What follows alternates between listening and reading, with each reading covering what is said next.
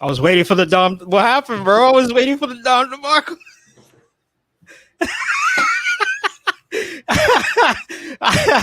Hey, everybody. I'm Isaac.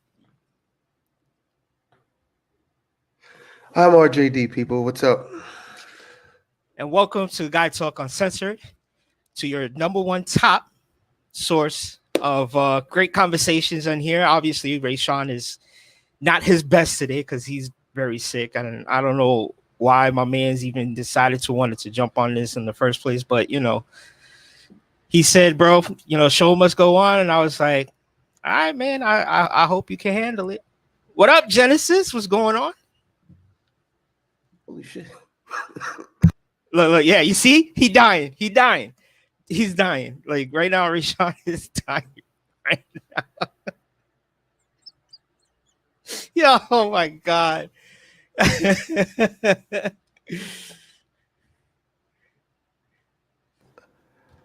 Everyone.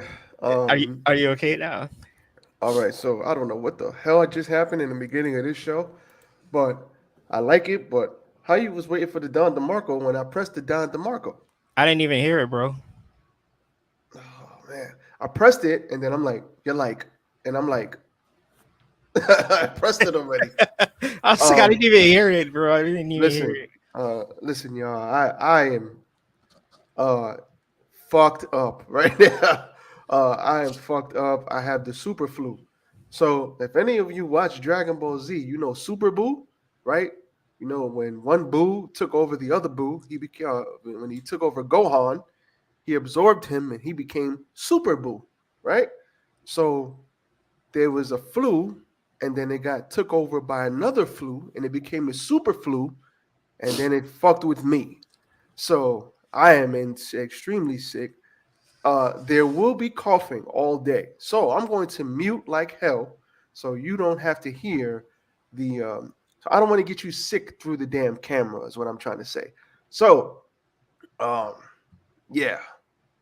Shout out to Isaac. He's dope. But yeah. But yeah, I really, the more I talk, the worse the worse he gets. So we got some of this, got some coffee in here, there's another pile of tea somewhere. We're gonna work it. We're gonna work it out. We're gonna make it through. Yes, we can. No, That's you what won't. Obama said, No, you right? won't. You won't be right back. Shout out to Genesis. Guys, I'm really gonna try, guys. I'm telling you, I'm really gonna try not to fuck the quality up of the show. I really am. But All right, so if today we got a lot of interesting topics for you guys that we want to talk about. And we want to get into it. We got what is it the Grainer? the Grainer, Uh, who the wait, but hell is Grainer? isn't that her name or No, it's what's the Brittany last name? Grinder. Grinder. Oh, Grinder. Grinder, like No, that. you Not said grinder, Grinder. Griner. Grinder. Okay, I'm Brittany nasal right Griner. now. I might pronounce things the wrong way. Okay, Brittany Griner. And then it's a lot of sports talks. We got Yes. Aaron Judge resigning with the Yankees. We got DeGrom leaving the Mets, and then we got Justin Verlander going into the Mets. And honestly, I can't wait to actually talk about that because Ray Sean will tell you I've been a Yankees fan for years, and if these motherfuckers don't make a move on any other free agents right now, I'll be so heated. Because they already lost DeGrom and they already lost Justin Verlander, fucking around with Aaron Judge. They would have just gave him his contract in the first place. Save it, bro. It's all right. Just save it. We got time. We'll get there, brother. We'll get there. Matter of fact, after Brittany Griner, we'll talk about that first. All right. We'll Okay. save the Mets. We'll talk about the. I'm putting it in right now. Look, Yankees sign Judge Oh my to God, a bro! mega You don't know how deal. much this team So pisses me listen, off. it's in there right now, bro. You can wait. All right. Just save your irritation. Save it. Oh! Save it. Uh, Kimberly in the chat. What's up? hey, what up, Kim? No, I'm not talking like this on purpose.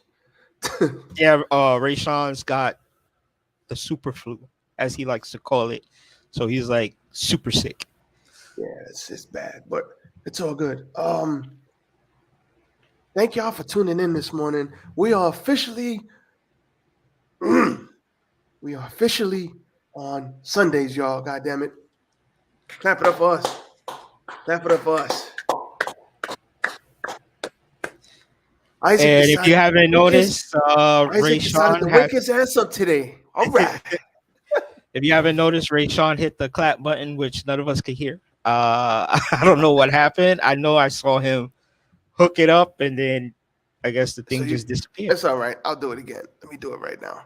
Um thank you. Yeah. We're on Sundays now. No more Tuesdays. Thank fucking God. No more Tuesdays. Uh Kim, what it do? Dr. Marco. Sounds like Rashawn's doing ASMR. No. I'm not. I'm trying to fight through. When I drink, not alcohol. You know what's fucked up? Let's talk about this real quick before we get into Britney.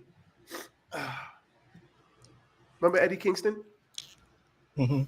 So before we get into Britney, you know, when I fucking drink alcohol, I can't taste it. What's the point, That's how sick you are. You can't even taste the alcohol. bro? I can't smell shit. I can't taste shit. I don't got the Rona. I'm telling you, I don't. But I got the flu, the super flu. But I can't taste anything. Well, not anything. But I can't taste the goddamn alcohol. Went to have a sip. I'm like, I don't want to tell you what it tastes like. People might be eating this morning, so I'm not gonna bore you with the details. But it was just stupid, man. That wasn't for That you. really That was for sucks, bro. this stupid ass Well, I fucking really do bug. hope you feel better, man. Thank you. Oh, I'm here for y'all. Yes, Kim. Yes.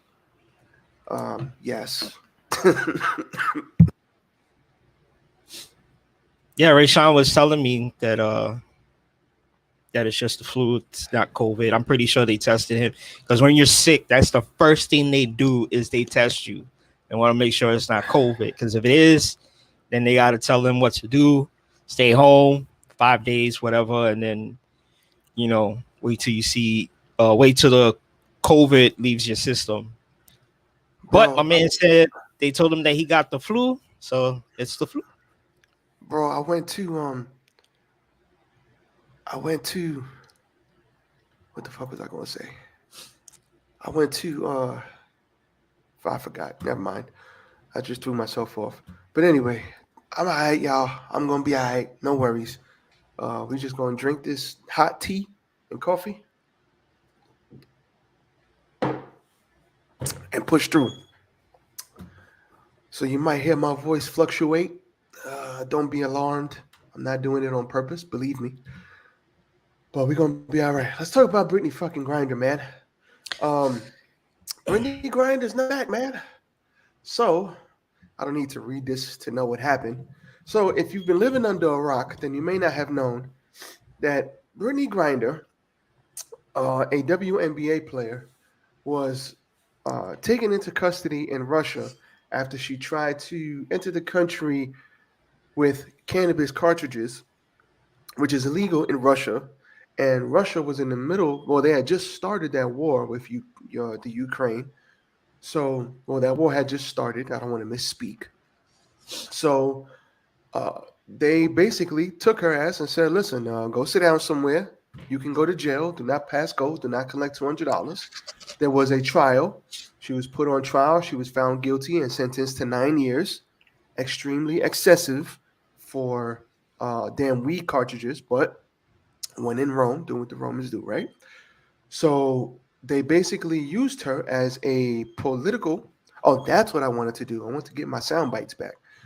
They basically used her as a political pawn, or as a political pawn to get back the merchant of death. What is this brother's name? Hold on. Hold on. Something about Uh, I got you right now. After 294 days, the Phoenix Mercury center and seven-time WNBA All-Star was released from a Russian penal colony which is basically you go there, you hit rocks and shit, and they got you slaving away. That's basically what they do there. Is now in United States custody, and on Thursday, on her way home to her family. This comes after a prisoner exchange with Russia former arms dealer Victor Bout. President Joe Biden said, putting an end to a long saga that drew international attention. After months of being detained After months of being unjustly detained in Russia, held in intolerable circumstances, Brittany will soon be back in the arms of her loved ones, and she should have been there all along, Biden said.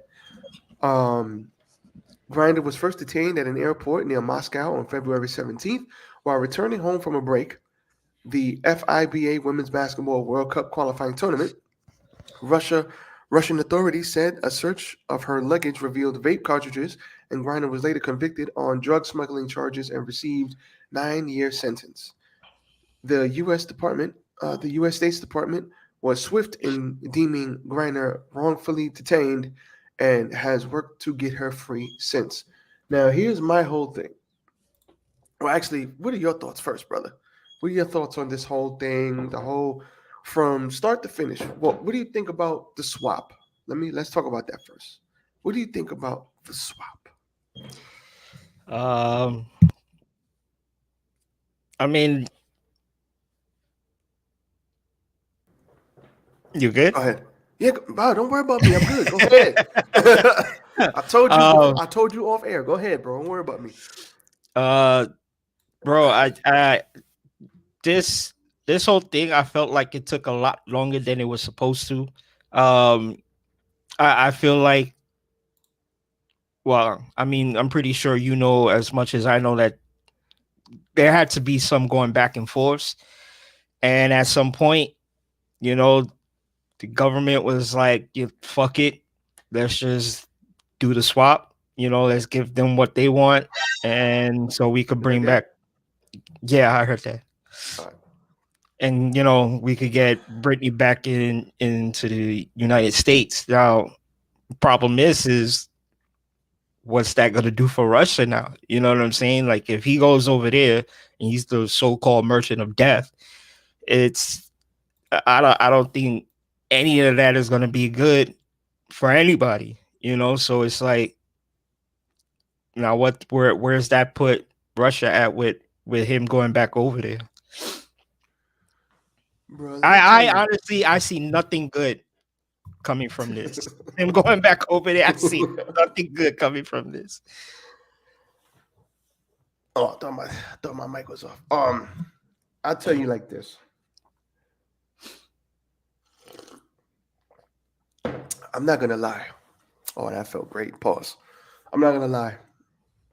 It's good. I'm glad to see Brittany Griner home. I am. I really am. I think that I think she fucked up.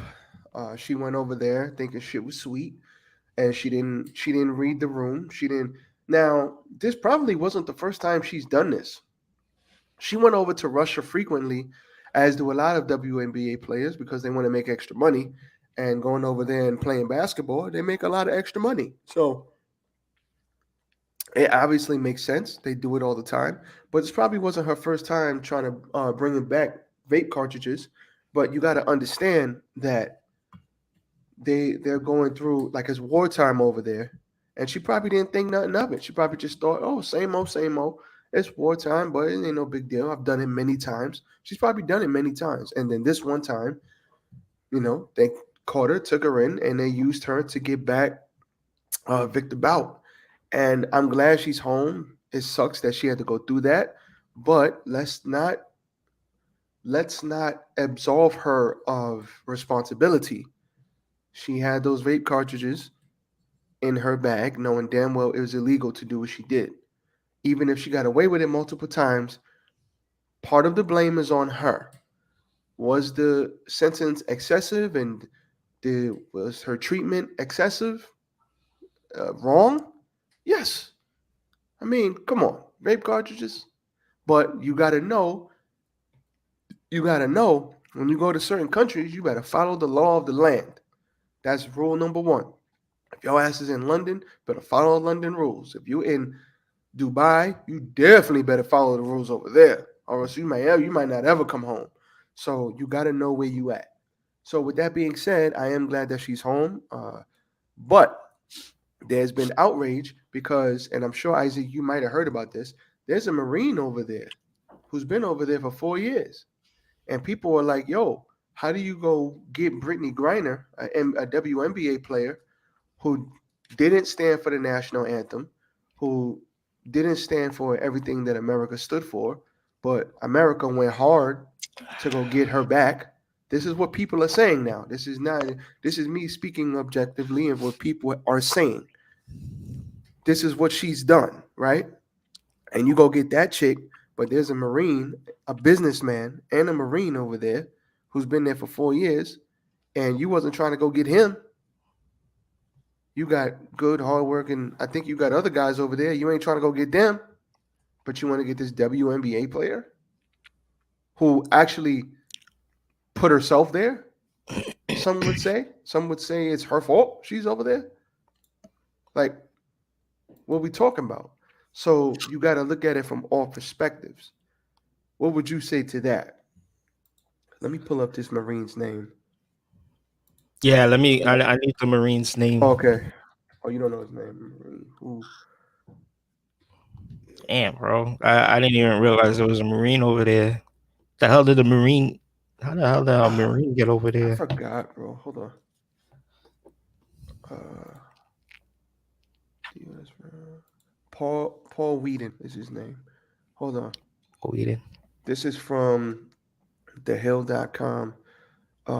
Swap. Russia has brought renewed attention to the case of former Marine Paul Whedon, who has been detained in Russia since 2018. Griner's case has received outsized media attention compared to Whedon, given her star as a women's basketball team player and Olympic gold medalist.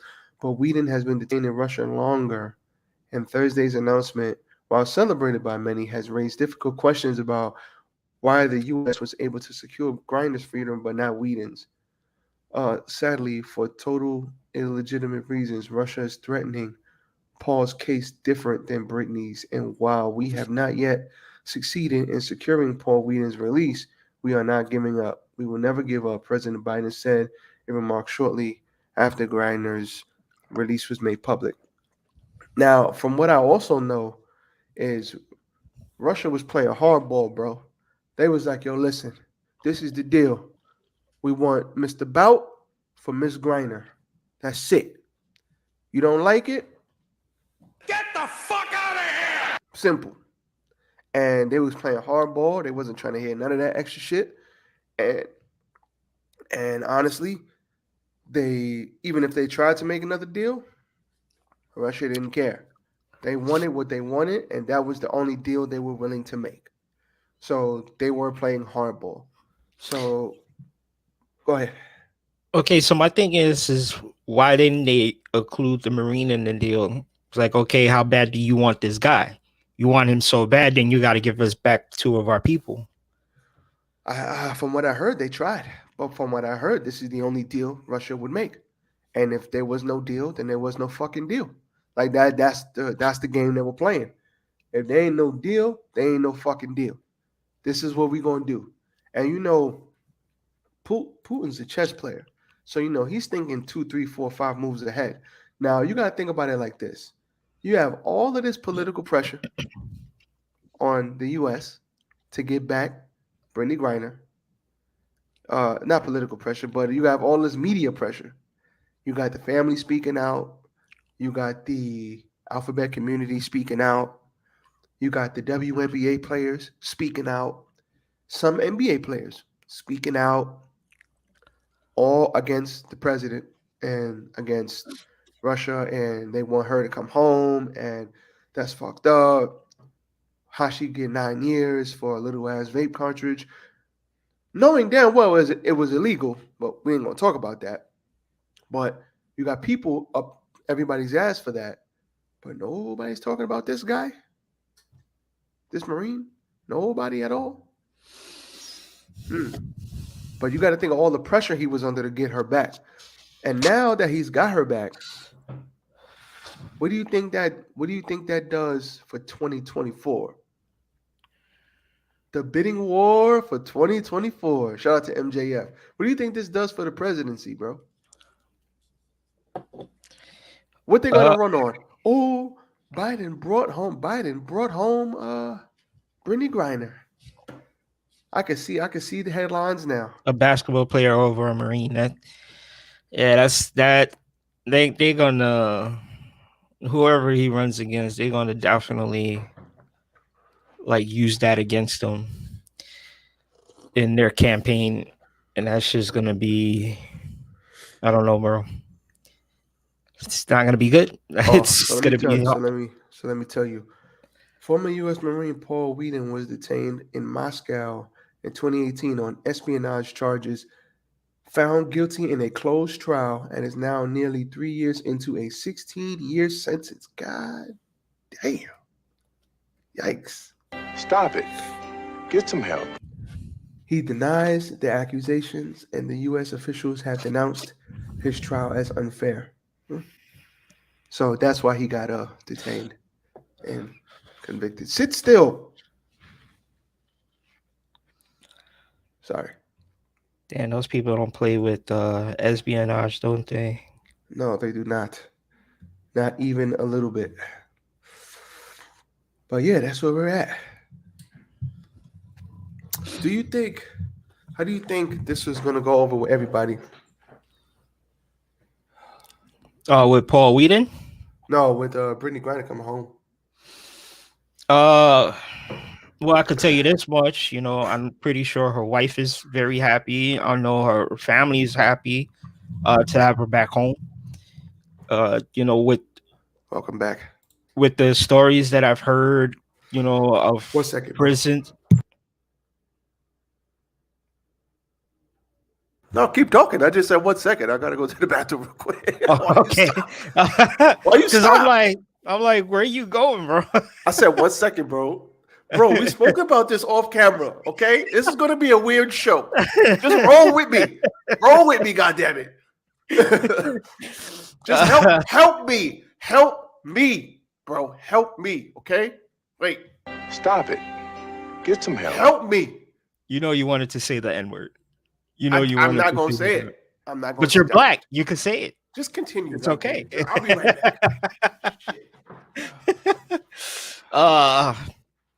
Damn, I just lost my train of thought. You believe that? What did he ask? What did he ask me again? Oh my god. I'm sorry, people. This is what happens when I don't continue to talk and my mind gets distracted with something else. I didn't even mute myself.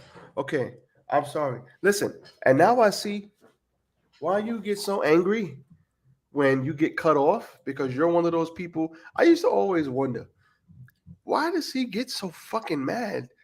Like, it looked like you'd be ready to fight. Like, you'd be like, yo, I was in the middle of something. Fuck. I'd be like, yo, I was saying something. And you keep cutting me off, nigga. I'm not repeating myself. Fuck it. I don't want to say it no more. I'm like, yo, this nigga, why is he acting like that?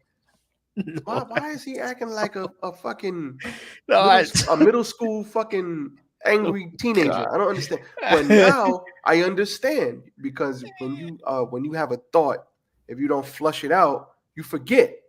See, if you would have just said this years ago, motherfucker, I wouldn't cut you off so much. We're learning something every day. Look, I learned something new about you today. Thank you. You're welcome, motherfucker. If I wasn't sick, we wouldn't even known this. What I asked you was, how do you think they're going to be received? How do you think she's going to be received? And you said her wife will be happy. Her wife. And then I cut you off and said, hold on. That's where you were. Continue. Her wife is going to be happy. Her family is going to be happy. But to the people that be like, America, are not going to be very happy, because everything for them is America. You know, fuck everybody else. It's America. So, yeah, bro. I feel like she's going to be received well from half of a group of people, and then the other half of group of people are those are going to be the ones that are not going to receive her well because they're going to just look at her uh as uh she's black, right? Like, because I want to. Okay, so they're gonna just see her as a black woman athlete who they feel like they could have just kept her in Russia and bring back the Marine. That's exactly how that half of that group is going to receive it as or see it as, you know. Um, and that's sad, bro, because that too is another life. Like I get it, the Marines been out there, but it's on espionage, and that's serious shit. You know what I'm saying? And you know they've been trying to bring her back home for a while. They finally did that. You know, I don't know about the merchant of death crossing being over there. It's not gonna do anybody any good. But yeah, I mean, listen, I'm glad that she's home. I'm glad that she's with her wife. I'm glad that she's, with family and friends, people that she knows. It's no telling what she went through over there because, you know, prison systems in different countries is a lot worse. Shit makes our shit look like a piece of cake. Mm-hmm.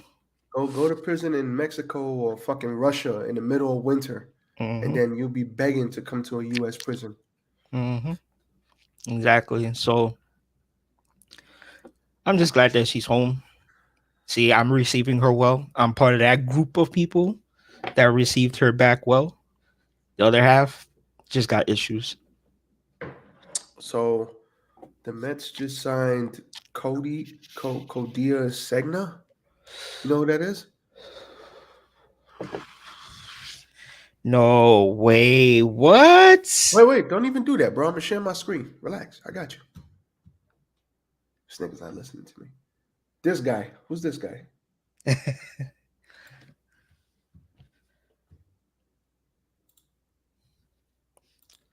Holy shit. Who the hell is From that? from Japan? Yeah, who's that? I'm assuming for what it looks like. It's a Japanese athlete. Japanese baseball player. Uh, I should hit the button twice for that. bro, that's crazy that they brought somebody from overseas, man. Oh, see, Mets are making moves, bro. Mets are making moves that the Yankees should be doing. All right, And this it's was a good pissing me off. segue. So before, because I want you to, because I know you got a lot to say. What is Oh, he doing? I Holy have shit. a lot I'm sorry, my to cat say. just did mad shit just A now. lot. You have no So idea let me how wrap much this I up. have to say. Let me wrap this up in a bow so that we can get to the good shit that I know you really want to talk about. Yes. I'm glad to see Brittany Griner home. I'm glad she's good. They went and got her. They did what they had to do. But the Mr. Victor Bout is, aka the Merchant of Death, is he has caused more death than many people many times over by the sales of weapons, by the weapon sales that he has orchestrated over the years.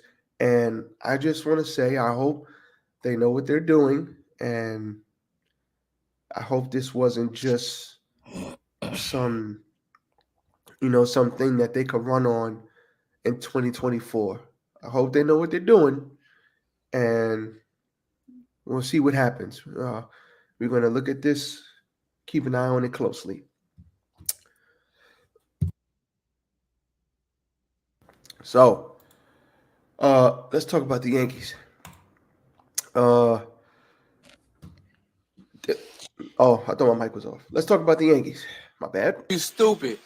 Yankees signed Aaron Judge, $360 million deal for 9 years.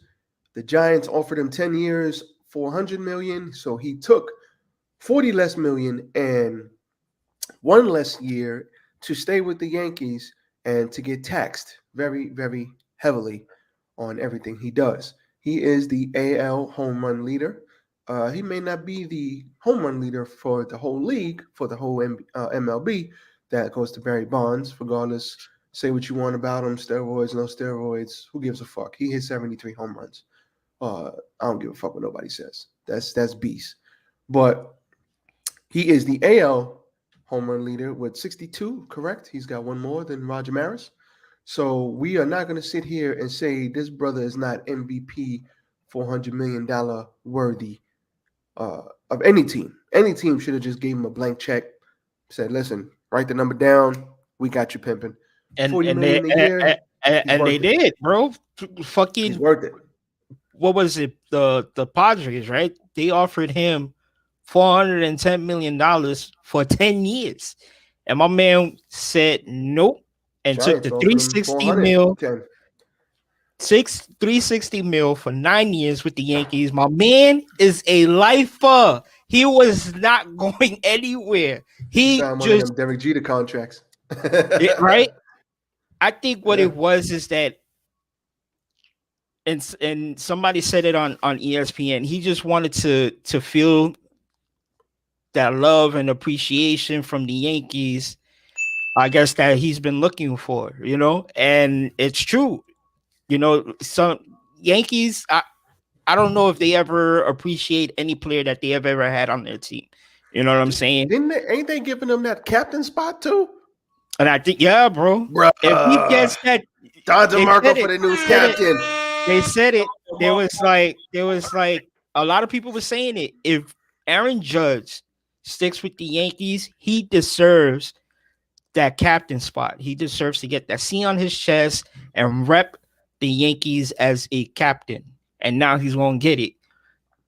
Guy's young. He still have a lot more years in him to be playing baseball.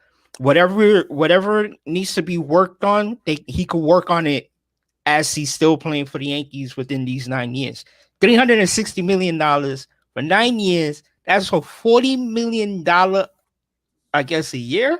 Yeah, You know what I'm 40 million, saying? Yeah. Oh my God, bro. I'm just happy Aaron Judge, because I was kind of nervous, waiting to see what was gonna happen. If he's gonna stick with the Yankees, is he gonna go somewhere else? Because he had a lot of interest. He had the Giants, the Padres. I'm pretty sure the Mets had some type of interest in Aaron Judge. But he's a Yankee lifer, bro. My man he's like the Sting of baseball, bro. He wasn't gonna go anywhere else. He wanted to stick with the Yankees. He got that. I'm glad that they came to some terms of agreement and he stayed. Now let's talk about Jacob deGrom, who was the pitcher for the New God York damn Mets. it. I don't get it saying this. Oh, my bad, bro. My bad. I'm Holy sorry. shit. It's baseball, bro. I love baseball. I've been a big Bro, baseball I love since I baseball was a too. kid. God Since I was damn, a I want to talk too. My I bad. mean, damn, Go I ahead. know my voice is in and out right now, but shit. Go ahead, bro. Go ahead. He's like, nah, wait. What? I am the captain now.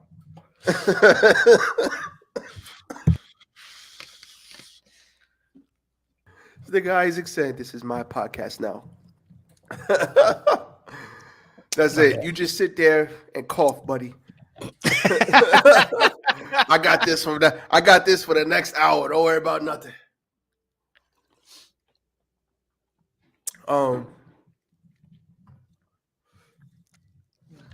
Fuck your soccer, Genesis. Fuck your soccer.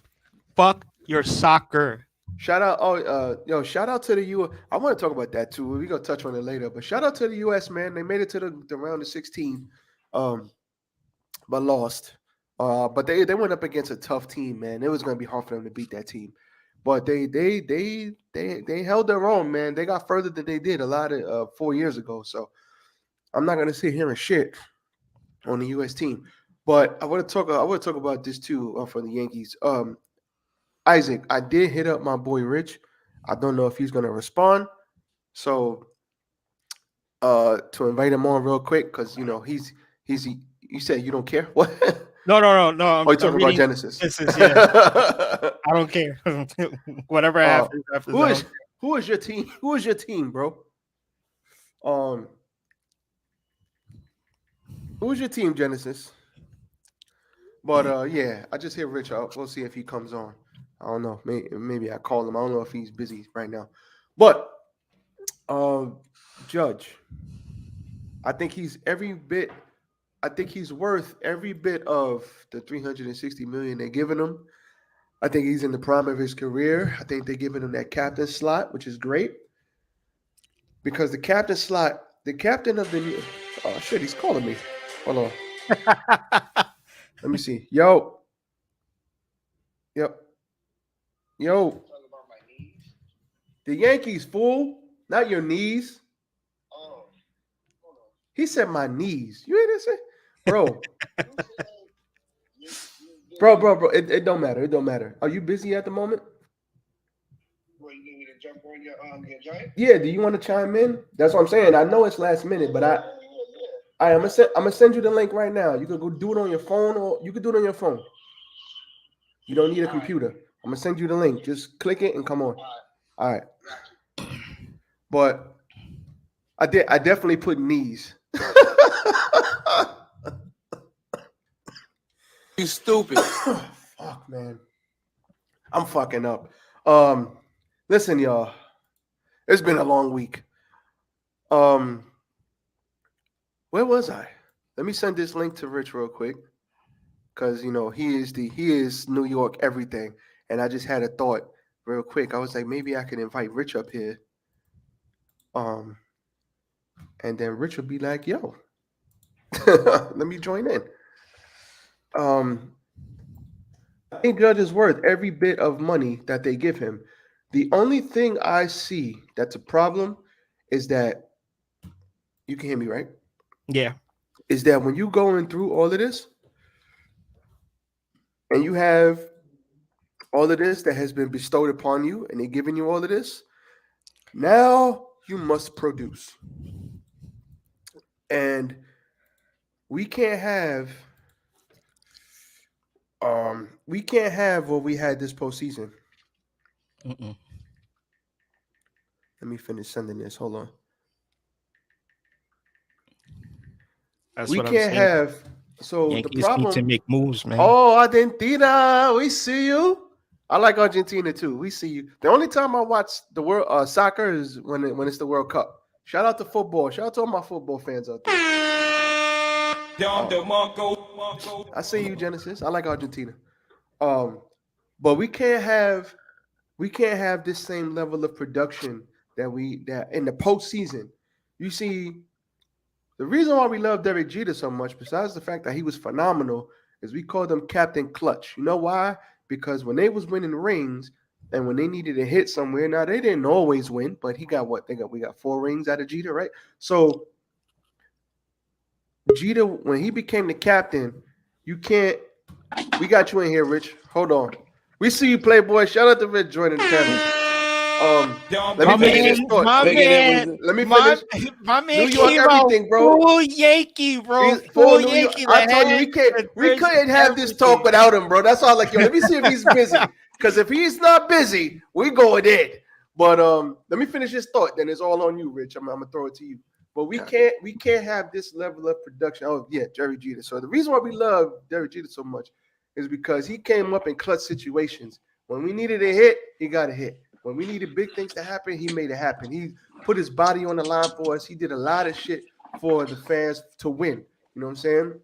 He signed, I think he signed 10-year deals too, like with the Yankees. So we love him because we call him Captain Clutch for a reason. El Capitan. Why? Because he put up and produced year after year after year. Mm-hmm. Judge now has that pressure on him. He's been playing here. It shouldn't be pressure to play here anymore. He's got, I'm pretty sure he won MVP. And, he's got an MVP. He's got the home run title for the AL. Now we need to see some production in the postseason. We can't have this hitting 62 home runs, and then when you go against Houston, you get like 1 hit. Like, now we can't have that shit. Even if everybody else don't produce, you got to produce. So now the pressure's really going to be on, especially with that fat-ass contract that he earned. I'm not going to say they gave it to him. He fucking earned it. So shout out to him. But Richie Rich, we are talking about more than just Judge signing this mega deal. I want your thoughts on that. But what do you think the Yankees? What do you think they need to improve upon to not get their asses swept out of the fucking playoffs again next year? And what's your feeling? What's your overall feeling about the Yankees right now? Because you are New York everything, brother. Oh, well, Take your time. Take your time. no, it's okay. Well, first of all, the whole thing with Judge, it was exhausting as a fan. Because because we've seen this, as a Jet fan, watching Darrell Revis, your top corner, walk away and then sign for more money, and then they sign him back. Is he going to sign with it was kind of exhausting. So my personal take was, whatever's best for the man and his family, he's got to do what he's got to do, right? He wanted to go play. He just got married, I think this year, so he's probably going to start a family soon. And, you watch a lot of documentaries. Older baseball players want to be closer to home when they have family, so they're not that far away. So going to San Fran probably would have been the best move for him. But, like, he said something that resonated was he didn't want to leave his legacy up for grabs like that. Mhm. So, and especially after the year he had, Did say like that. MVP, all the awards. He won Silver Slugger, everything, just like the home run title for the AL. It was a lot to just walk away from, and He almost got Triple Crown, didn't he? yeah, he did. And so I'm happy the man is back. I could probably wear this jersey all the time now. This is my Aaron Judge 99 jersey. So, I'm happy he's back. As far as the rest of the team is concerned, we have a lot of work to do, man. Like, it comes down to just hitting with runners in scoring position. I mean, baseball's not I wouldn't say it's not a hard game to play, but you have to hit to win. Yeah. Pitching can only do with so much. If you give up to it, and that's the thing, they weren't getting killed by Houston. Games were close, 3-4. They would lose like 3-4, 5-2. Yeah, and they would have opportunity where they just everybody, they're either being too aggressive or they're not being aggressive enough. Giancarlo Stanton's a prime example for that. He'll let a pitch down the middle go. It'll be a 3-2 count or something, and then he's swinging at something at his toes, and he's like 6'7". You know what I'm saying? Like, guys just not coming through, man. Just not hitting when they're supposed to. Clutch hitting. I mean, he had a lot of young guys up. Oswaldo Cabrera, Bader. Who was great. Great addition. Finally got to that Montgomery trade. See what it was worth, but. Yeah, I mean, pitching's key. We lost Jamison Taillon this year. So, who are they going to replace him with? Nestor Cortez is he a guy that could be your top guy next to Garrett Cole? Absolutely. He's shown qualities that he could do it. But it's like, what else do we have after that? Are we going to bring up the Martian from the minor leagues? A couple of guys that we got in the minors, are they ready to come up? That was probably the backup plan if Judge didn't resign either. We're going to go with the youth movement. But, they still need a few more pieces. They've been really quiet this offseason besides the Judge signing. Really quiet, which is surprising because normally they throw money at everything. Exactly. Their biggest move prior to that was re-signing Cashman, which I know, a lot of people are kind of like, all right, but did it have to make – yeah. I mean, the guy's been putting together playoff winning teams. You can look at it any way you not want. The guy not this past season. No, not this past season, but not this like past season. getting them to the playoffs. And Yankee fans, we all know that sometimes that's not good enough. I'm not one of those Yankee fans where 27 rings and I'm not one of those because what have we done lately? You know what I'm saying? Yeah, I'm like that kind of fan. Yeah. I'm the kind of fan. It's like, listen, okay. Remember in the 2010 or no 09 after they won the chip. That's my favorite World Series. Mine's too. Because that was the only season. I'm sorry, bro. That was the only season where who was the manager at that year? I forgot his name. Joe Girardi. Joe Girardi was the only time where you got to see only 3 pitchers pitch 3 games. You know what I'm saying? Like you only used 3 pitches for that season. Everybody else, just the 3 pitches that he got, and I was just like, it was a fun team to watch. They had a lot of different personalities, a lot of different people, a lot of different like Girardi managed a very And you he want to managed know, a very diverse team. it Man. was the first time, I guess, in a while that you could say, like, the free agents really, really made an impact since like that 90s and 2000 era. Yeah, You know what I'm saying? Where they got guys that could just fit in, do what they got to do, like a Scott Brocious, you trip Nick Swisher or somebody like that. that's what I'm I mean, saying. They had like the they had switches and that. all that. Yeah, like the two guys that CC Sabathia and AJ Burnett. CC, I think, because remember the year before when Milwaukee made that run, CC was out of Yeah, his mind. and He that's was why pitching out of his mind, bro. It's That's like he knew, okay, we can make this one push. I can help the team, and then I can help myself and get a fat ass fucking contract next year. Yeah. He was pitching out of his mind, bro. Mhm. Like literally. And then the Yankees swept him up the next year. He Yeah. took the bread. Good for him. And I think he came in and was like big dog in that locker room. Yeah. Like he really No, came for in sure. because he's a big motherfucker. And on Well, top of that, you know what I'm but saying? He's like 6'4". He pitched when he needed to pitch. He was a big game pitcher. I mean, Yeah, and exactly. just like Big you had game the pitcher. mixture. Yeah, just had a mixture of guys on that team. Like they hit when they needed to. The deciding game. Like you had guys like Matsui who he was DH and he wasn't playing the outfield, and he was just going up there smacking the ball. He was hitting. If we had two men on base, he was good for a 3-run shot or a 2-run double, whatever. And that's like what we were missing in Mhm. the 2010 to 2020. And it's like the 09 is like the middle. You had all that shit to the 2000s, and we lost, I believe, 2001, I forget. And then you had that long strip where it was like we're putting together this team of all these free agents, of all these dope ass people, the Sheffields and the Giambis and all these people, and we got a fucking crazy ass team on paper.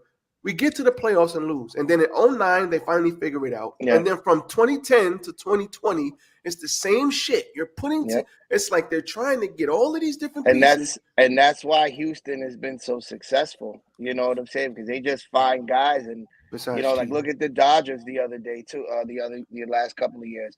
They had a squad, 1 through 7 was like they're all starters on every other team. It looked like a fantasy lineup almost, and they only got the one title to really show for it, And then as you can see, money talks. So Trey Turner goes back to Philly, who could potentially be a World Series team next year. Yeah, in the NL. But yeah, I mean, like I said, the Yankees still have a few moves to make. I'll be honest, I'm not really sure who they should go after. I mean, the lineup is still pretty solid to me. If everybody stays healthy, the outfield's pretty good. Infield is a little shaky. Are you going to re-sign Donaldson or, because LeMahieu's hurt? We got Rizzo back. What are we going to do with Gleyber Torres? He's up in the air right now. Are they going to trade him? Are they going to keep him? They re-signed IKF, which is kind of like, okay, he had his moments last year. Are they going to go after Carlos Correa? Are the Yankees going to use that same excuse that the Dodgers are using? That's the name I wanted to bring up because there's been a lot of talk in with the Yankees trying to or wanting to go after Carlos Correa. Yeah. I heard they showing interest in Conforto. So it's like, these winter meetings is it. You gotta throw them a bone. You know what I'm saying? You gotta throw them something that's gonna make them want to come and see what they could do for your team. Because right now, like even if Carlos Correa comes in, right, there's no telling if he's actually gonna perform. We have to see how he's gonna do with the team and try to see, how well he fits in. And hopefully, that will do something for the Yankees in trying to get that next championship, I mean, it always comes down to that classic. Can people play in New York pressure? You know what I'm saying? Yeah, that's it. That's a question you have to kind of ask yourself, right? Like I'm sure all three of us have grew up in this city, right? We know what it takes to grind and to get about and just keep our heads up in here. It's like, would you be able to succeed as an athlete in New York? Are you gonna go tell a Exactly. reporter to go fuck himself? You know, if you don't like the question, right? You know, like I know Rich or would. like, are you kidding me? Are you kidding me right now? Like, you know, it's the classic New Yorker. Like, hey, I'm walking here. Like, you know, get out of my face. But, yeah, I mean, you know, it's been the winner hasn't. Well, I mean, we still got some time to see, you know, what they do. I mean, Cashman's always good for, you know, you just when you think he's not gonna do anything, you know, he comes and does something. Like, how does he do it? You know, like the John. Not that it's been, you know, I'm kind of like on the fence about the Giancarlo Stanton trade because, you know, he has his moments, but it's like, how the hell did he pull that off? You know what I'm saying? Just getting, you know, figuring out ways to get guys, and the guys that come here and they actually, you know, they want to play in pinstripes, they want to shine, they love the pressure that it's a big stage to play in. I mean, nothing's ever going to be like playing in the old stadium. I personally am not a fan of the new stadium. It's too corporate for me. I'll go to yeah, games. I remember you I'll telling me spend the that money. before. Yeah, You was like, yeah, this shit is, it doesn't feel the same. It was more exciting, you know, when you walk in and go into your seat and you come out that tunnel and you see the grass and the lights and everything. Like, it was just like, oh, this is a big stage instead of kind of like peeking through and, you know, you kind of just see it. And I mean, it's cool. I mean, you know, it's a stadium. It's close to home. You know, I appreciate it, but you know, it's just, you know, it ain't the same like it used to be. It's got every year I go, it becomes more and more corporate, and it's just like, you know. But if they're putting a winner, who cares, right? Yeah, exactly. Damn, I had a question in my head. Oh, so my question to you, Rich, right? Do you think how or do you think how should open up his wallet to try to obtain as as much valuable players as he can to help this team go in to the playoffs and win that World Series? Absolutely, definitely. Because you know I, Correa is also asking for about, I think, over 300 mil too. I yeah. think he wants that Um, same Yeah, money. he wants that Aaron Judge money. Yeah. yeah, but you know, I haven't really looked at his numbers like that. You know what I'm saying? I mean, his legacy is going to be always a little tarnished by the whole Houston, the whole drum thing and the Hmm. cheating scandal and stuff. And those stuff, yeah. You know, but if it at the end of the day, you know, as long as teams they have to go deeper in the playoffs. You know what I'm saying? I don't think they have to break the bank to do that because Oh, we lost. Did we lose him? I think we lost him. Shit, we lost Rich. We lost I'm Rich. here. I'm here. Oh, Sorry, okay. I was getting a call. Stupid. No, last year, you know, the way they started out, you really felt like this team had what it took to go all the way to the series. Especially the way that they started, which pissed me off. That's Listen, what I'm saying. we got ebbs and flows throughout the season, very long Mhm. season. I get it. But there ain't no way in hell you start off the way they did, smoking, just like the Mets. And I expect teams to come back a little bit. I don't expect the team to fucking go 100 fucking 80. I mean, they were coming into town and they were just beating everybody. They were you wrecking know, they were bro. so it's like the last 2 months of the fucking season, it was like they started couldn't buy a win the last Yeah. 2 months. It was, and that's, you know, they went cold at the wrong time, and of course that. Yo, Isaac, what do I tell you every year? I say every year the team who wins the World Series it's just like football. The hottest team coming into the playoffs has the best chance to win the World Series, or in football too. The fucking scrubbiest, when the Giants beat the Patriots, I think the first time, they were on like a 4 or 5 game winning streak, and then they lost to the Patriots, and when the Patriots were undefeated, 34-38. And I was telling everybody, I said, they almost beat those motherfuckers. I said, if they see them again, they could beat them. And everybody laughed at me. I was like, y'all not seeing it. I tell you what, they were hot at the end of the season. In September, I went to Ohio for the Jets-Browns game. But during that weekend, that Saturday, I caught a Guardians game. And I already knew. And they were playing the Twins. The game meant something because, you know, it was like playoff positioning and what. And that team is scary, man. Like, I knew it coming into that series. Like, they weren't a team that we're just gonna go in and smack around. Like, they're gritty, they're tough. They got guys who can, you know, just put one out whenever. And it was, you know, granted we won, but it was ugly. It wasn't. Yeah, pretty, it wasn't the prettiest one. Yeah, It was like Definitely not. it was like kind of taking the fat friend that night. You know what I'm saying? Like, and waking up and like, oh boy, what did I do? You know, but you know, no, all jokes aside, but you know that. Like we were a better team than what we should have been in the playoffs, and yeah, we got by to that next round, and then we got, you know, Houston just did what Houston does. And the thing You is, know, we could have beat those motherfuckers, man. We we wasn't could have. we didn't get We could smoked have. every. I mean, we But lost every game. that's what I was But the thing is, saying. we Yeah. lost every game. It was like the first Even game we should have won, we lost. Then the second Yeah. game we should have won, we And lost. Then the even third like game it was like 5-3 or 5-2, and then the And fourth what- game it was close, and then they beat. I'm like, they swept us, but it's not like we didn't belong there. They just like one thing went this way, one thing went that way, and then we no fucking timely hits. Yep. And it's all about, like you said, Rich. It's all about hitting when you need, getting a hit when you need a hit. Yeah. If you Everything start ain't home runs. Yeah, but that's exactly what my point is. Just driving the ball, putting the ball in play. Yeah.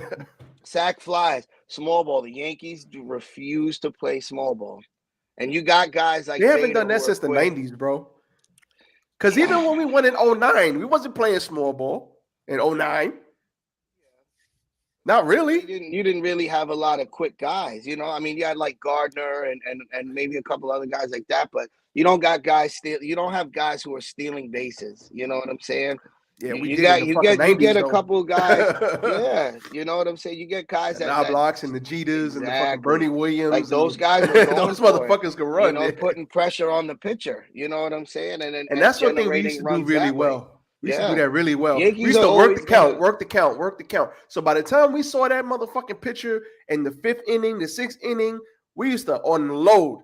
Like we used to work the counts early in the game. Now we might not always get the hit early, but when we saw them the second and third time around, by the time we worked their asses and we saw their patterns, fucking eight fucking pitches, 10 fucking pitches, 14 pitches. By the time we got around to the 5th or 6th inning, that pitcher is like, God damn, and then he makes a mistake. We used to do that very well. You know what's hurting us too is our bullpen, which I forgot to mention earlier. Ooh. Bullpen was pretty solid. We had the best bullpen in the league the first few months of the season. No question. Chapman or no Chapman. This guy, Clay Holmes, was like, where did he come from? You know what I'm saying? He was unhittable. And then the All-Star break came, and after that, and not that, you know, all the guys that went to the All-Star game this year, well-deserved. Trevino, Holmes, Cortez, but nobody was the same after. Maybe they got lazy. Maybe the pressure, or you know, like I don't know. I don't know if I can say it's the pressure when you start off as good as you did. Because I think it's more of pressure to trying to maintain. Like, you know, now eyes are on you. Now everybody's talking about you.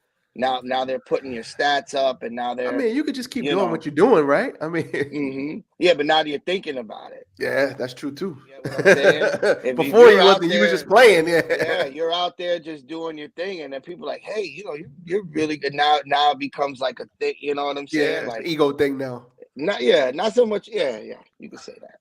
But yeah, that's another thing they have to really work on. Who's closing this year? You know what I'm saying? Chapman, you know, most likely will be gone. Chapman got to. Get the fuck out of here! Chapman got to go. I think, and in my eyes, I can see it. Jonathan, I can never pronounce his last name. Loisiga or something like that. Loisiga, yeah. Yeah, Loisiga. I think he could be their closer. You know, bump him down, you know, bump him up to a closing position. I think I can see him do that because the kid is good. We've seen him pitch as a relief pitcher. He's definitely got the talent. Use him as a closer if you can't get nobody else. Yeah. I think that's the only best option. Mm-hmm. I mean, I think they're probably gonna go with Holmes, and you know, if things don't work out, then they'll figure something else out. Yeah. You know, I mean, they're gonna have guys like Domingo Germán probably in the bullpen, unless they're gonna put him as a 5th starter. You know, we got a healthy Severino coming back, you know, to be our 3, maybe 4. Yeah, we have to figure out who's gonna be our 4th and 5th pitcher, because right now it's Cole, Cortez, Severino. If they decide to bring somebody up, or whatever the case may be, we'll see what happens. But yeah, it's a lot of work. Do you think they got to get rid of the coach? Ooh. See, there are a lot of listen. If you watch Billions, right? He took that deep breath. He's like, listen, look, if you watch Billions, there's a part of Billions where he said, "Listen, we're all dancing around the thing. Nobody really wants to say the thing, and that's the thing. Do you think they need a new coach?" It wouldn't hurt. I know Booney's got some guys that really, but I'm kind of like 50-50 on Boone. I don't like him and I don't hate him either. You know what I'm saying? I know it's probably weird to say or maybe biased, but it's like he inherited a team that was already, somewhat good, and he took over, and I mean, he's made the playoffs every year with them, but he hasn't gotten them over that hump. I definitely was ready to cut him loose after this year, but it ain't my decision at the end of the day. If a new coach comes in and they rocking and rolling, then yeah, I mean, good. But we stuck with him now, so can't really argue about it. Yeah, you can't really say anything until they decide to make that. If they start off, poor record for the first few months, then I definitely think it's time to go. I think it's time to, sometimes that's what a team needs. But then it's like, who you bringing in? Yeah, that's another thing. Who's on the market right now that would fit as the Yankee captain? You're gonna go and I love fans who would be like, oh, bring Donnie Baseball in as a coach automatically, or let Red Jeter manage the team. It's like, but we got to get somebody who like you got to get somebody proven. Yeah, you got to get somebody proven. Listen, as much as I love Jeter, he ain't managed yet. Buck Showalter another shot. Yes. I was going to say that Buck Showalter, who managed the Yankees, I think it was like we're in the 80s or something like that, or like early 90s, bro. He managed that team, bro. Bring him back. Give him another shot. A bad idea. Buck Show, yes, bring him back. Give him another shot. Mm-hmm. But they already gave Aaron Boone his contract. Yeah. So I'm reading the news now, and it seems like the New York Yankees are preparing a contract offer for Carlos Rodon. I think that's how you say it. Mm-hmm. I don't know. How do you feel about this, Rich? I think it'd be a solid pickup. That's the pitcher, if I'm not mistaken, correct? Yeah. I mean, definitely needed. It's just all a question if he can come in and with the I have a I sound like a broken record, but that's usually what it is. Like, look at Frankie Montez that we got last year, right? The guy from Oakland. He was dealing it. He wasn't pitching lights out, but he was pretty good in Oakland. And he comes here, and it's just like, he can't get it together. Yeah. And it's like, is it because it's the Yankees? You know what I'm saying? Like, if he went to Tampa Bay or Cincinnati or Milwaukee or the Rockies or a low market team like that, and he's pitching lights out, like, is it like what's night and day about it?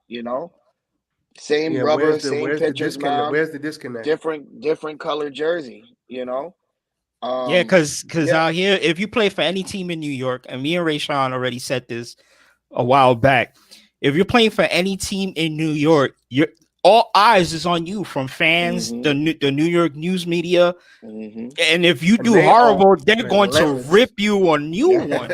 You know what I'm saying? They're going to rip you a new one verbally, and that's a lot of pressure for any player that comes to any team in New York. Knicks, Jets, Giants, the New York Yankees. It's that's just how it is. Yeah. But you need to you have to go above and beyond and look past that pressure. You know what I'm saying? You're in a team. You need to show yourself out. Fuck what everybody else says. Yeah. Just show yourself out. Play like how you've always been playing, just in a different team. You know what I'm saying? I mean, but if they do get him, that'll be a solid pickup. I know the fan base will be happy because like I was just saying earlier, we need pitching still. So that'll be a nice solid pickup. I wouldn't mind it. Especially, the Mets just signed that kid from Japan. take something like Oh, see, that. I was Yeah. telling you, I talked about that right before I text you. I Mhm. was like, who the hell is that? Yeah, he's I a mean, pitcher from but He's with Japan. probably good if they with went to go no, get he him. He's is. probably Guys, good. guy can deal, but it's just a question. Obviously, it's going to be a change of direction for him because it's a totally different. I mean, same game, just different style. I guess it's gonna be an adjustment for him too, especially a big market like the Mets, and then just American, whatever you call American pitching, even though the league is dwindling down and Americans play it. It's all international and stuff, which I have no problem with. I enjoy it a lot actually, but yes, This is it a would be a solid pickup. This is a perfect segue into the Mets. What do you think about the Grom leaving? Because we was going to talk about this, and Oh, I'm gonna let you and Isaac have all the screen time you here don't because I want to know know you what? both have a lot to say. Well, I know Isaac got a lot to say about this shit.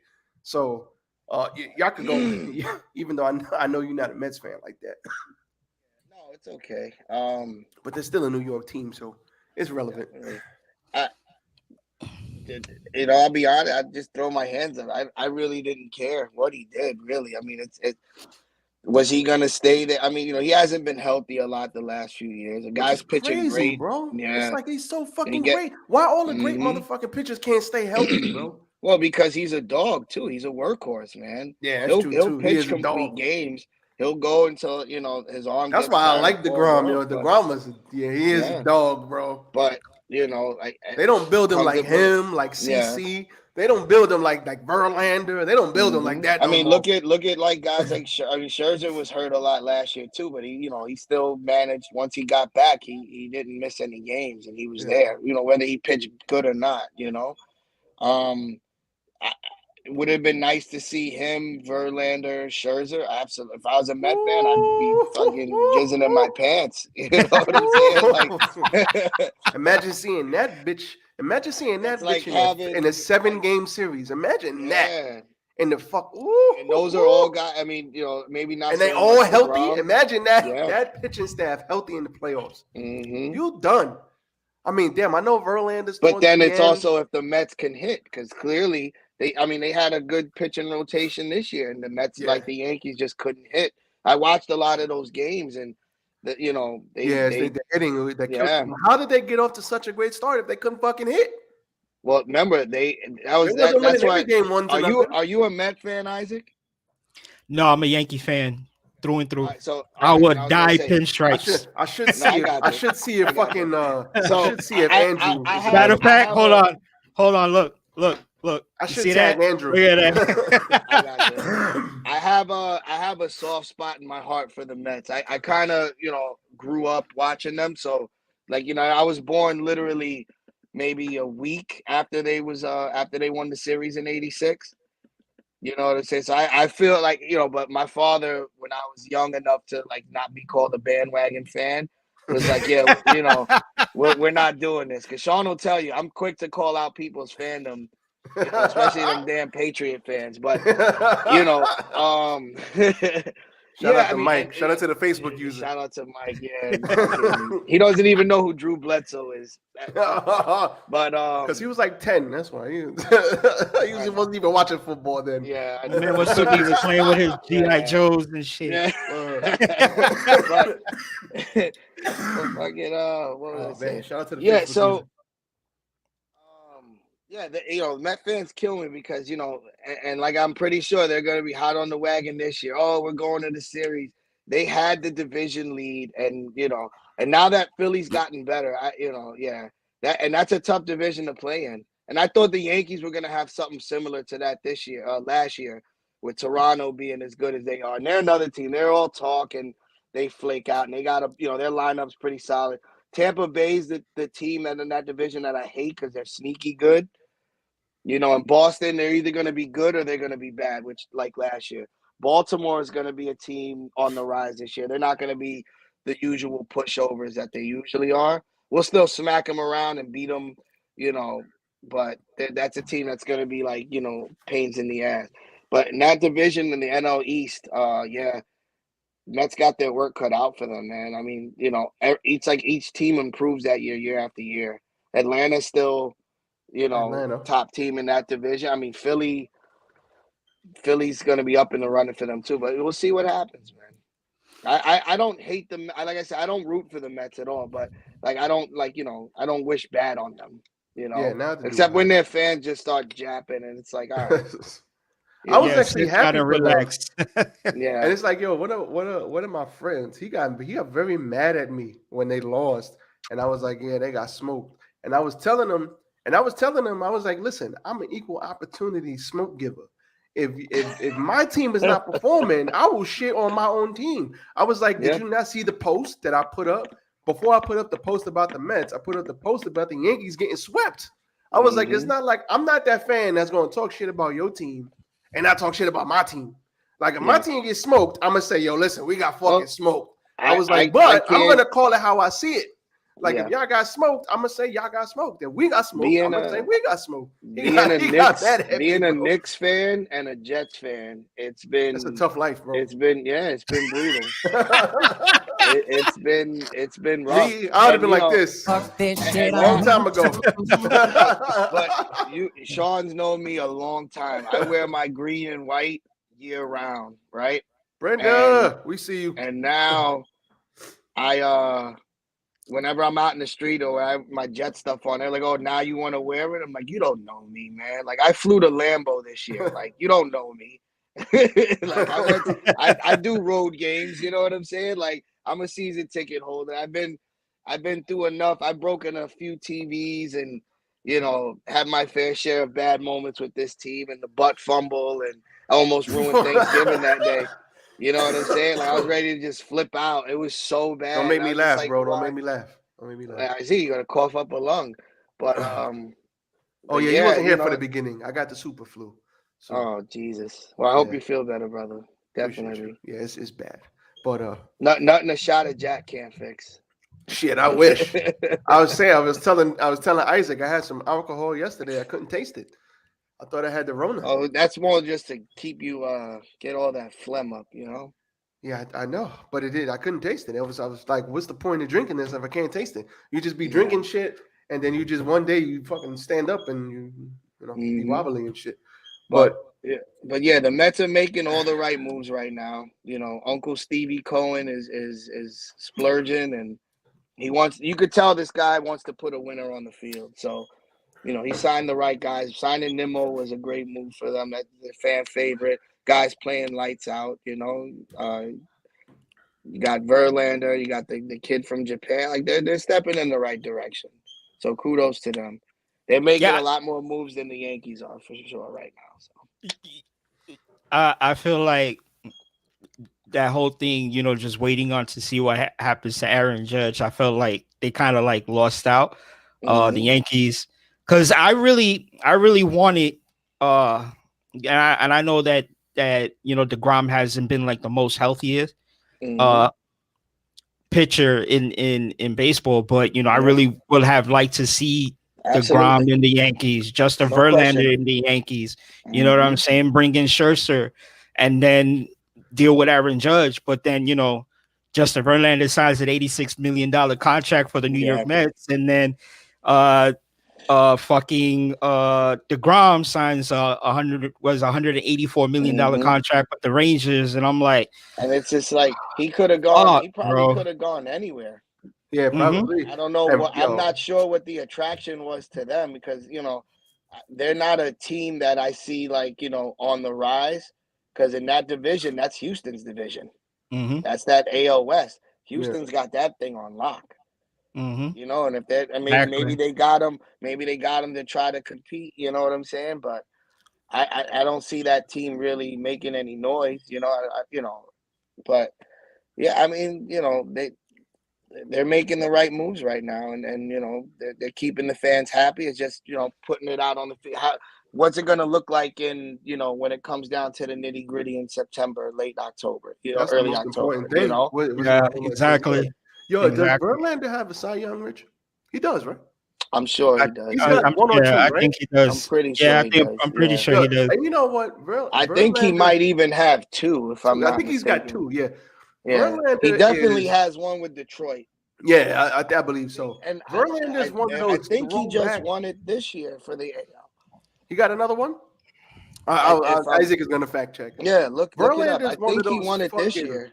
he's one of those throwback fucking just like when I think Verlander, I'm thinking like he just the era in his prime era, all the fucking great pitchers he had to go up against in that era.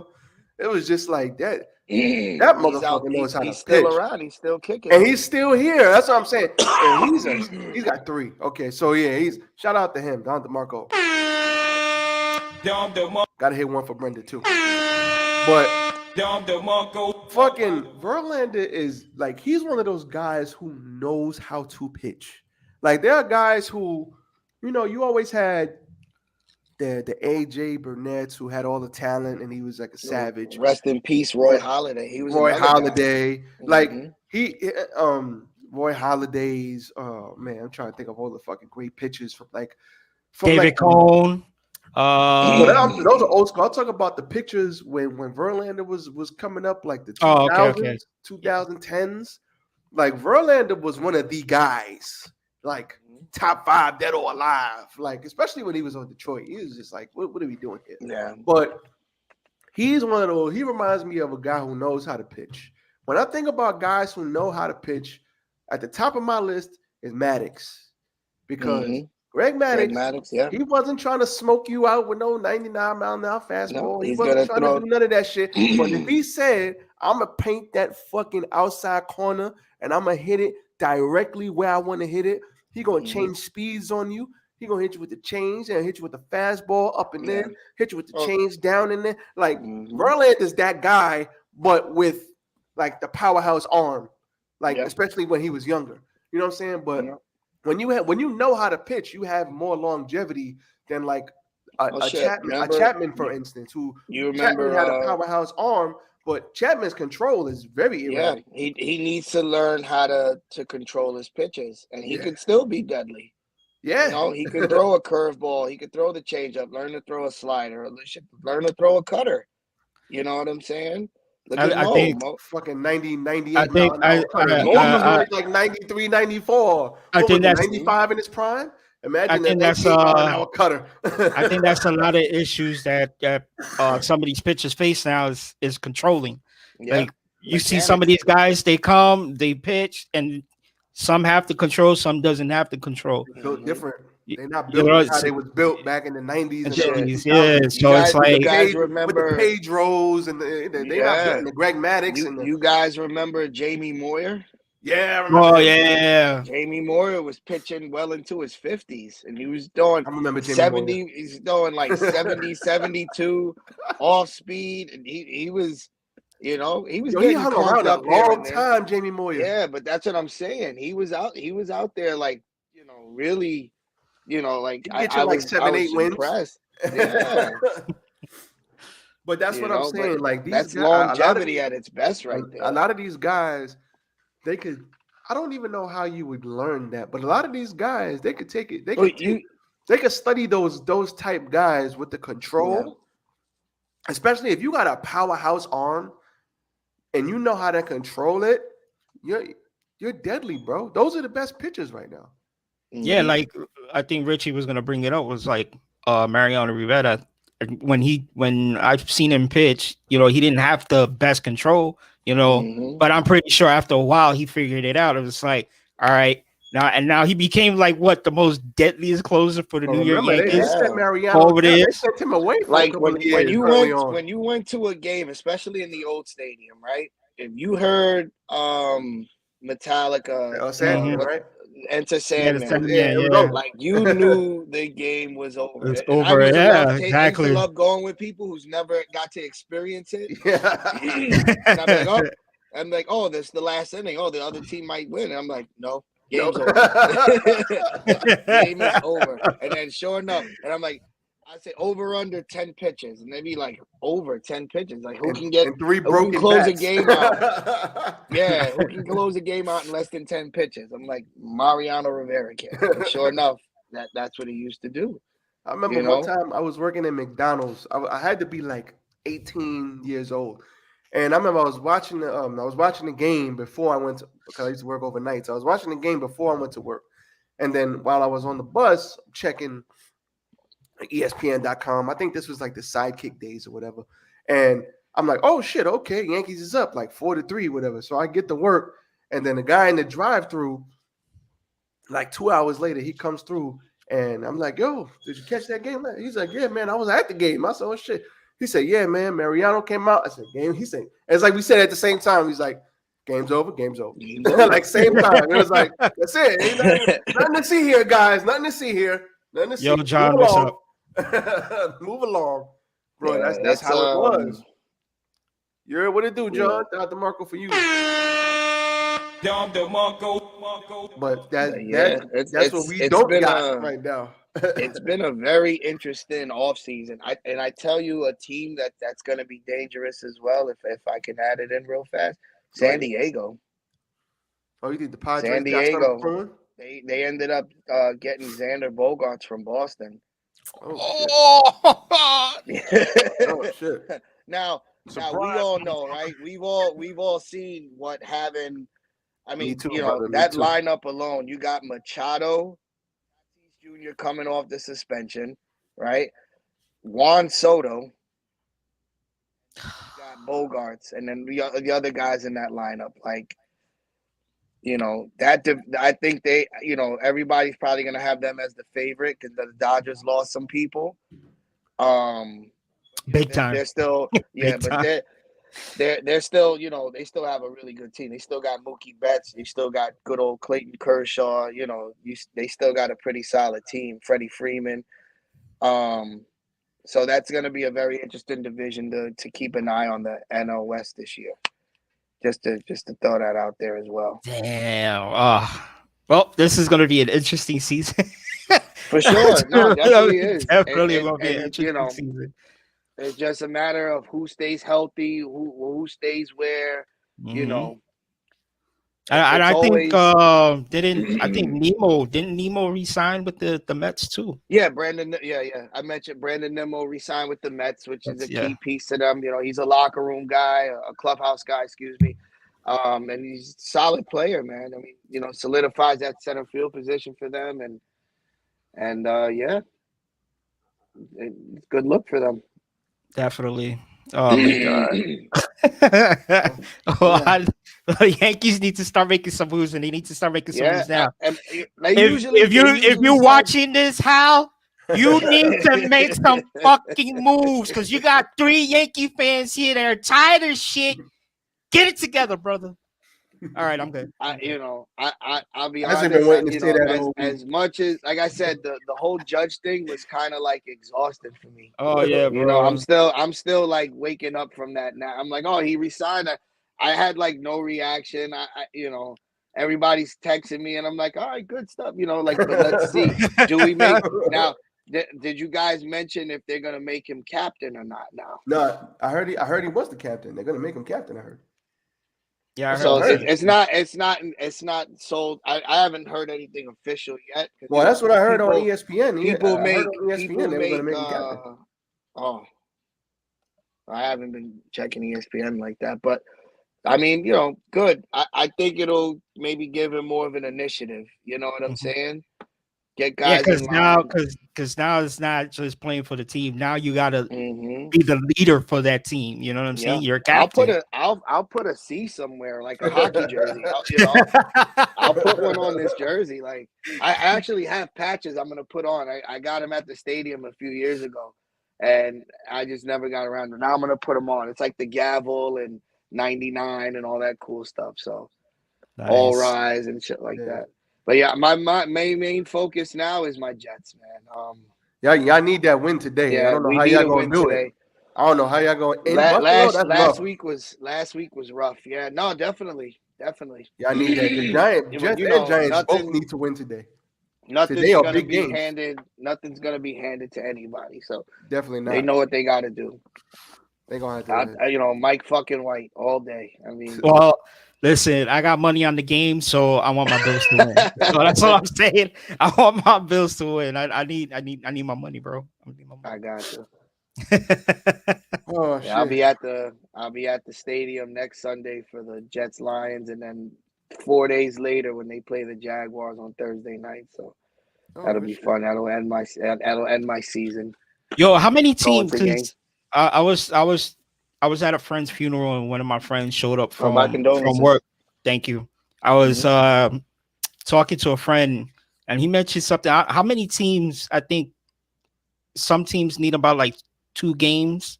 I guess to get in there. How many teams do they need? How many teams need those 2 games to win? Quite a few. A lot of the division races are kind of close, and you know, a division like the NFC South, right, where every Where team is everybody under sucks. 500. Yeah. But, you know, Damn. That's Tampa. like, Wait, the Tampa- Tampa Bay. that's Tampa Bay's Tampa was Bay, yeah, they all suck. Bay, Everybody's the like 500 or Falcons, below. the Panthers, and the Saints, right? And you know, like that. Each week is like more and more important as it gets closer to the end of the season, because it's like make or break it, and then you're hoping that other teams lose, and you know, like the Jets have that same situation going on. At least You they're know, above because we lost to 500. no, yeah, but you know, Miami and Buffalo are the top. We're not winning the division. It's clear, right? But we lost. You know, we have to stay in pace with the other teams in the Yeah. AFC. Or else Teams like Baltimore, Cincinnati. Yeah. You know, I forget whoever I was looking at the other day. I can't remember off the top of my head, but each game is crucial week after week. So each week going forward from this week to the end of the season, which is only about like 4 or 5 weeks left, if I'm not it's only mistaken. like 3-4 weeks left, right? But yeah, just about. Yeah, I would say like, you know, towards the end of January, you know, or the middle of January is when the season's gonna end. Yeah. The Jets still got a road game in Miami. They still got a road game in They're Seattle. gonna need that one. You know what I'm saying? But these are games that are winnable, you know, because the Jets have a great defense. You know, it's just a matter of the offense putting points. I mean, you look at the last couple of games, right, from the New England game. Should they have lost on a freaking special teams play? Absolutely not. You know what I'm saying? But that would have changed in the. We win that game, we're in first place. 8-3. 8-3 Then we beat looks better than Chicago. 7-4. Yeah, Yo, Sean, then we beat. change the topic. Oh shit, I got you. Then we beat Chicago, you know, and then we lose to Minnesota last week, which was tough because we could have won that game too. So it's like we'd have been sitting pretty right now, but now it's kind of like do or die, you know, like. But that it's not just the Jets; it's all other teams too. And then people are getting hurt right now. Like Lamar Jackson's not playing now for Baltimore, but they're getting their starting running back. Rashawn has no idea who he is, and he's supposed to be a Ravens fan, but I'm not gonna go there right now. Rashawn, I love you, brother. You will leave Rashawn alone. I'll leave you alone. But, you know, you will leave Rashawn. Oh shit! You will leave Rashawn alone. Rashawn is a long-time Jacksonville Jaguars fan, but shows them no love. Like, listen, and then he went to the Ravens. This is not because he went to school in Baltimore or Maryland. So they go, oh yeah, and then they won a Super Bowl. How convenient. This is not. Listen, maybe they felt my good spirits, bro. Maybe they felt my good spirits. 20, 30, 50 years. You ain't got no Jets good win a spirits. Super Bowl. Don't come calling me talking about, oh, can I rock green and white with you? No, I will not. I will not. Don't listen. Don't come for me, okay? I am the unhealthy one on the panel today.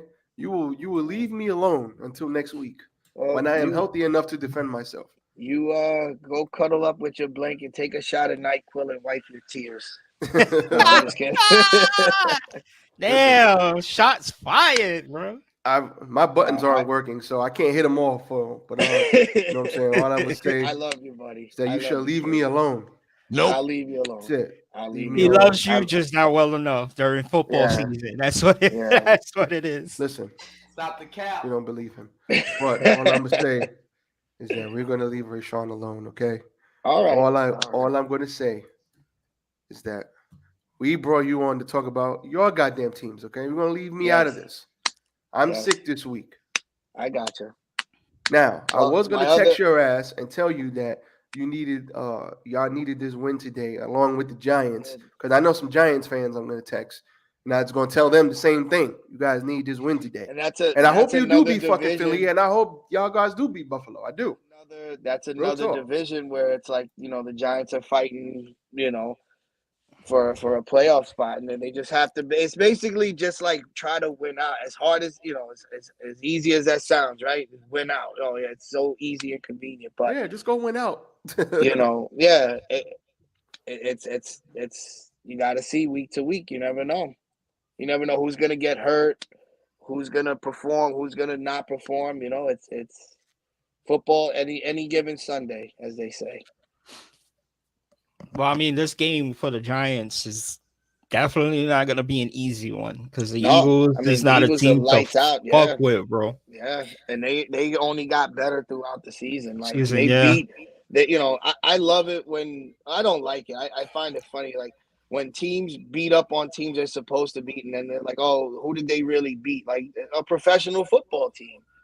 Just because a professional football team is bad, don't mean they're not a professional. That's what they're supposed to do. Exactly. Yeah, exactly. Like and that's what happened with the Jets earlier this season. Like the Pittsburgh Steelers, who were in shambles, with the quarterback situation and just not a good team. They found a way to beat them. The Browns, who thought they were going to be 2-0 this year, with a minute and 20-something seconds left, and as any true fan would have left, at that same time too. But I was on the grassy knoll by the Rock and Roll Hall of Fame in Cleveland, celebrating with other Jet fans. As the Cleveland fans are walking out and have no idea what the hell just happened. Joe Flacco, 1 minute miracle at the end of the game. But as a team that's on the rise or anything, you're getting a team that you're better than. You're supposed to beat them. You don't take it for granted, but and I watched that game. The Browns was the Browns against the Jets when Coach literally thought that they had the game. He had his two little boys, and the next thing you know, here comes the Jets. Start catching up. I was tied up the game, and the coach was like, "All right, Junior, go sit down. Daddy's got to focus." I was in Cleveland, and a minute came. They scored that last touchdown. Nick Chubb scores that last touchdown. And I'm with my buddy. I'm like, all right, let's just beat the foot traffic, right? Because the hotel where we were staying at was like a 10, 12-minute walk away. So it wasn't that bad. So let's just go get something to eat and whatever, and just, whatever. So we're walking, and this guy's talking to me, and he's like, oh, don't keep, Jet Browns haven't been 2-0 in years. And the guy's son is on his phone. And he's like, oh, they just scored. And he kind of like refreshed it and was like, oh, they just got the onside kick. So now the guy's not talking to me no more at all. He's like, what the hell's going on? And then sure enough, I see about 25 other Jet fans who left as well. We're on that grassy knoll out there, and we're on some guy's phone, and we're jumping. We see Garrett Wilson score the touchdown. And then we're kind of peeking through the stadium's big screen, and then we saw that we sealed it with an interception. And it was just like, I can't believe this just happened. That was like a turning point, and then they come home the next week and get killed by Cincinnati, and then it's like, oh, same old Jets, same. It's been a roller coaster of a year, man. But it's been a fun year. I mean, you as a Jet fan, right? Me personally, all I could ask for is improvement. They had 6 wins, no, less than that. I think they had 5 or something, 4 or 5 wins all of last year. You know what I'm saying? All of last year. Now they have 7 this year, and they're still about 6 games left. You know what I'm saying? As a fan, that's all you can ask for is improvement. There's really no quitting it. The game last week, that game could have gotten out of hand, and it was. It was like 22-10 going into the third quarter. And they could have put the game out of it. And what they did, they came back. They had an opportunity to win. Did they close out? No, which sucks, but you like to see a grit and no quitting the team. You know what I'm saying? Dog. You want to see that dog. Yeah. And they're only going to get better from here. You know what I'm saying? We'll figure out key pieces of guys who are going to continue to make impacts on the team, and we'll go from there. But I'm happy right now. Yeah, I want them to make the wild card, and it'd be nice to watch some football in late January and February, but got to see what happens. It starts with execution today, next week, the week after that. You got to not beat yourself. Yeah, get out there and do what you got to do. Execute the game plan, whatever it may be, because the offensive coordinator sometimes befuddles me. I don't know what the fuck. 2nd and long, and you want to run up the middle. I don't understand why that. Listen, I don't want to talk about it. That's just something that's some of the things that make me go crazy. When I see some of these play calls on some of these teams, I'm like, Like why would you like think to do that in that situation? Like, like if he, the what was it, Bills versus Vikings. Bills had the opportunity to win, and what did they do? Quarterback sneak on the field goal line, fumbles, and fucking Vikings win. And I'm like, what the fuck just happened? Why would you do that? Like, a lot of these calls I question is just like, why would you make that play on such an important quarter right now, and you want to do a quarterback sneak? Come on, man, you can't do that. You can't let Josh Allen fucking throw it. You know what I'm saying? Like, do that. You know what I'm saying? I guess there and was just some of these guys are really, really good, and they just don't let them go. Remember, I think it was Rich. Was it me and you last year when they played Jacksonville?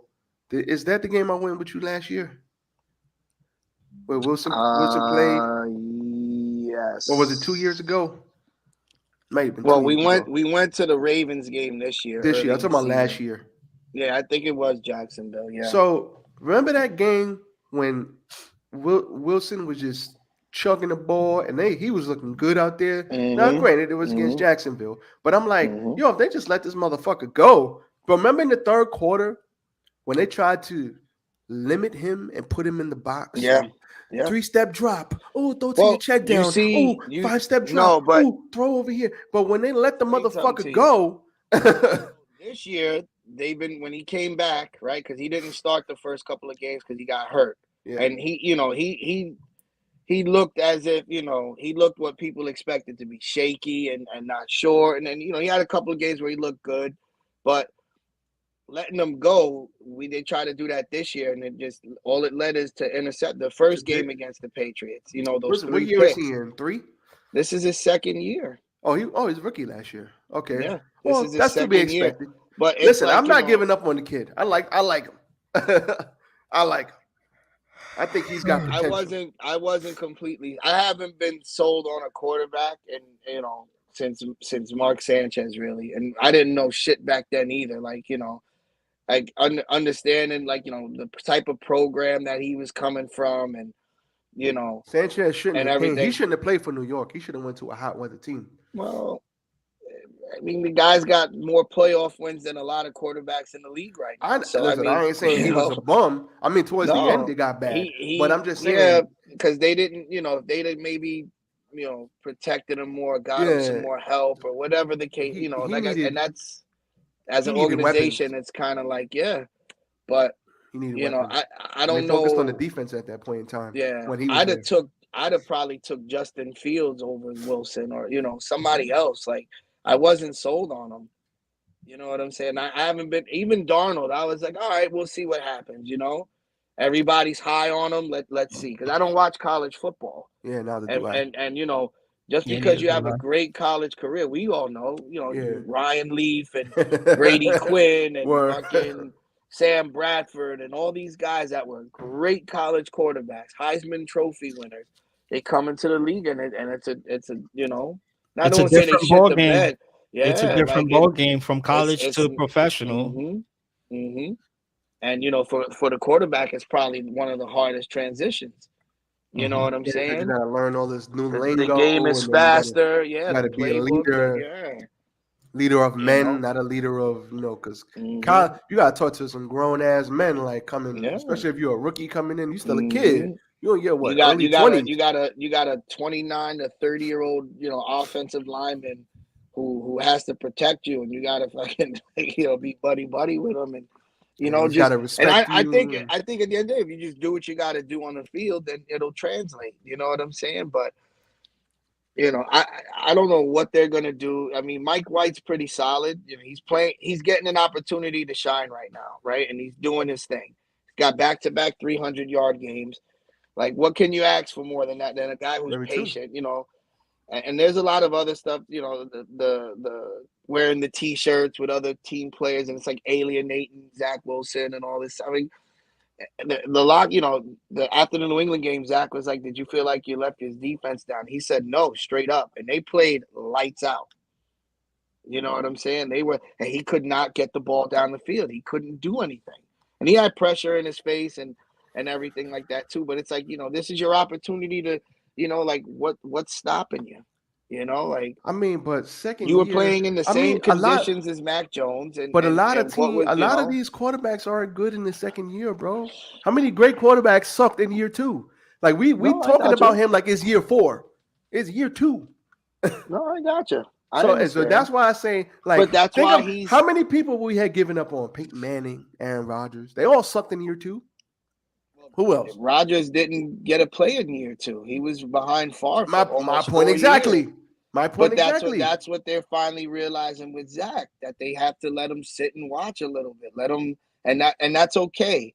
No, I'm Because not. Yeah, he's that's still fine. under contract. Yeah, He's that's still under fine. contract. Like, But year 2, he a may lot of be the quarterbacks would have starting been bad, quarterback bro. next year. Yeah. So I'm glad.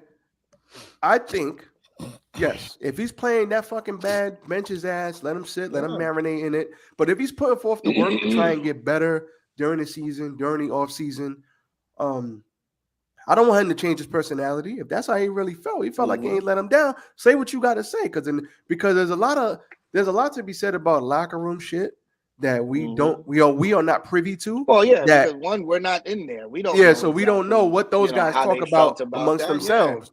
And I'm sure he got pressed, and I'm sure you stand your fucking ground. And that's how you earn some respect. Whether you're right or wrong, they'll at least respect you. They'll be like, all right, we ain't no bitch. You know what I'm saying? So I played on teams. I've been in locker rooms. This is how it goes. So it's like I want them to let him make his mistakes. Now, unless it's egregious and he needs to be benched. If he loses here and there, if he's losing, but he's winning, but he's getting better, let him ride through it. Because in year 3 and year 4, if you ain't seeing some type of playoff quarterback by then yeah, okay, you cut your losses. But first 2 years, like I said, I ain't mad at it. Yeah, the Jets are in a position now where they're getting better, right? They're making strides. They're filling in core pieces that they need, and like they need a quarterback at the helm who's going to take them to that next level. I'm not a crazy fan. I'm like, oh, we're going to the Super Bowl, yada yada yada. Like I'm a little. Oh, you're not a Cowboys fan. Exactly. Yeah, you're not a Cowboys fan. I'm not one of those, but I'm optimistic about my team right now. Basically, like I'm feeling good. I like the direction that the team is going in. They Garrett Wilson, the receiver they got. Sauce Gardner, Breece Hall, who was the running back. Who, this guy was on his way to 1,000-yard season before he tore his ACL. You know what I'm saying? Rookies, mind you, I'm saying rookies who are filling in, making an impact right away. Like this is what as a fan that's been struggling for a long time to see a winning product on the field. This is what you're excited to see. You know what I'm saying? Guys on the defensive, guys like Quinnen Williams, who's been in the league a little while, finally coming into his own. Guys, he's not leading the league in sacks, but he's got 10 sacks this year. Like it's amazing. He had like 3 or 4 of the last few years. Now he's getting to the court, like the free agents that they're bringing in, making impacts. Like everything's coming together now. The one problem is who's at your helm. You know what I'm saying? And like I said, Mike White's doing his thing right now. He's fine for right now. I have no problem. You know what I'm saying? But how long is he gonna last? And today's gonna be a day that we'll see. It's a good test. If he has a good game and the defense, is struggling today, right? Which could be a possibility because Josh Allen can move the ball, he can run, like he's a big motherfucker who can run. So deceptively fast. That he's got that deceptively fast thing, like what's Kansas City quarterback? Mahomes is deceptively fast too. Allen spreads the ball around. He can get it to Diggs. He can get it to all those other guys, the running backs. You know what I'm saying? The tight ends, like, and like he'll just take it and run it himself. If he doesn't see anything. So it's going to be interesting today to see. And can Mike White keep up with him? I'm hoping so. I really, I want to see that.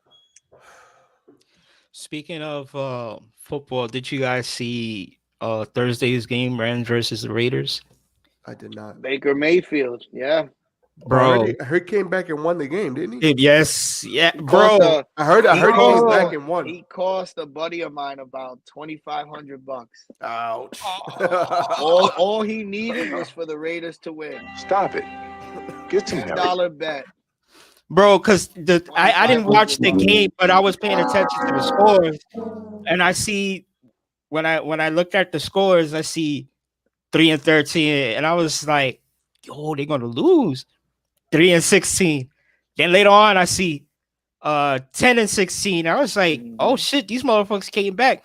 I started watching the game, the fourth quarter, last few seconds of the game, and what did I see? Baker Mayfield launches one down, touchdown, and I was like, "They fucking won." How you think that guy Holy feels after getting shit. fucking cut? Bro, he's exactly. Oh my god. I saw that and I was like, that's impressive. That's like a big That F is you. impressive. You motherfuckers cut me. How about this?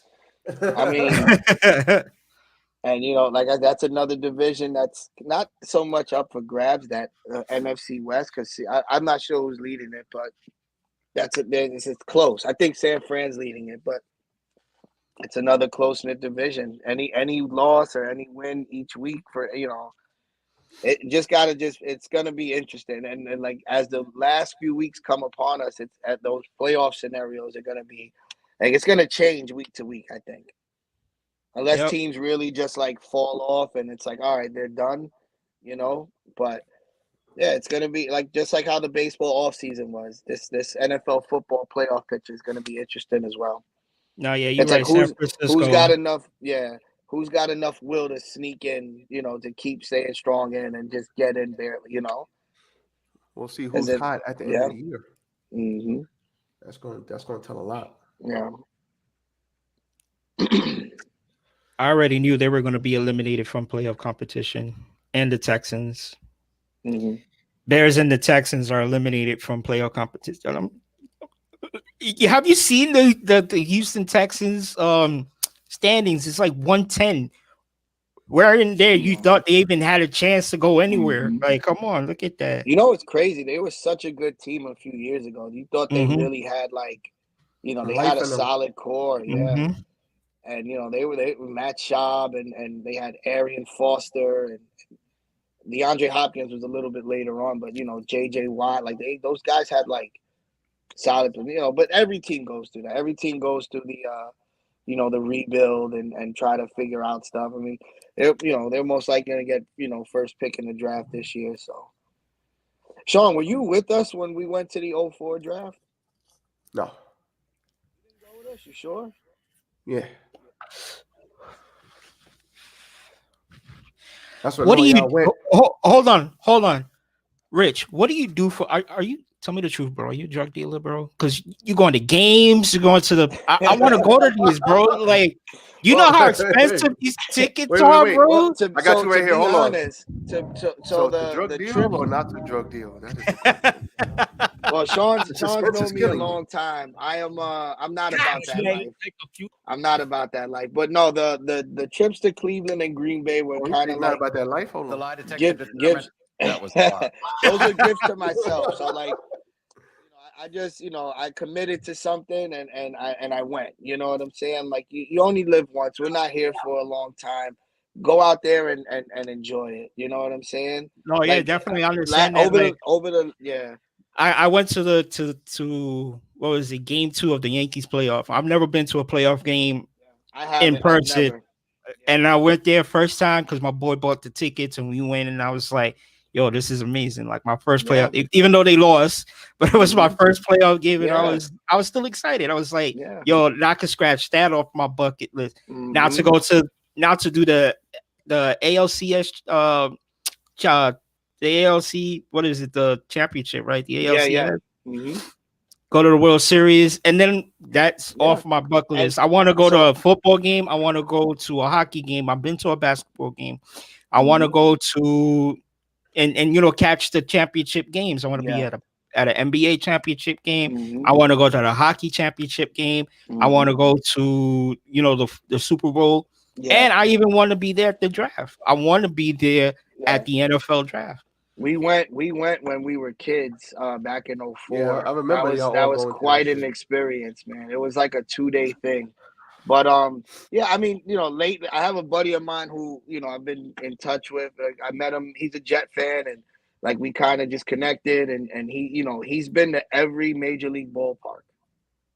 So he finished his goal last year. He went to the new Texas Ranger Stadium. But before that, he said the only one that he didn't do was Detroit. So a few years ago, he was like, "Yo, would you want to come?" And I was like, "Yeah, let's do it." So we flew to Detroit and we saw the Yankees play the Tigers in Comerica Park. So that was like my first other stadium, like outside of seeing Citi Field and Yankee Stadium. So it's just like just going for it. You know what I'm saying? Like plan a trip with somebody who you know won't back out and just go, man. But for the Jet games, I'm a season ticket holder, and I got lucky. I got mine a few years back, and it was only about $1,000 at the time, and they do a payment plan. So the Giants probably, you said you're a Bills fan, so I know it's probably a little harder, but yeah, it's something that's like a treat for myself. You know what I'm saying? Like I work hard. I figured why not? Why not do something I'm gonna enjoy? So like my Sundays are like I don't do anything else if I'm not going to the game Sundays. You know what I'm saying? Like I'm just chilling at home watching it, but I made it like, every year now, like next year, I'm going to see like what stadium I want to go to, watch them on the road, at least one.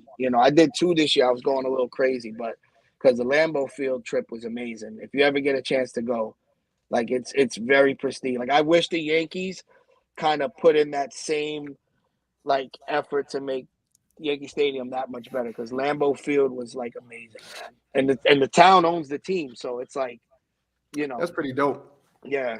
Like the history inside, like you can know everything about that team just by going inside and looking around. They have a museum that's like, you would pay to in the city. I mean, you have to pay to get in, but it was worth the admission, man. It's just like everything Packers history is in there.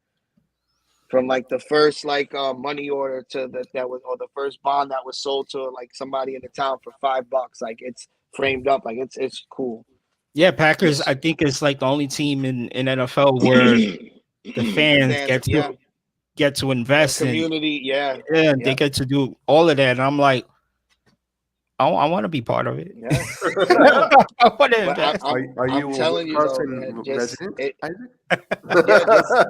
I'll pretend to be one.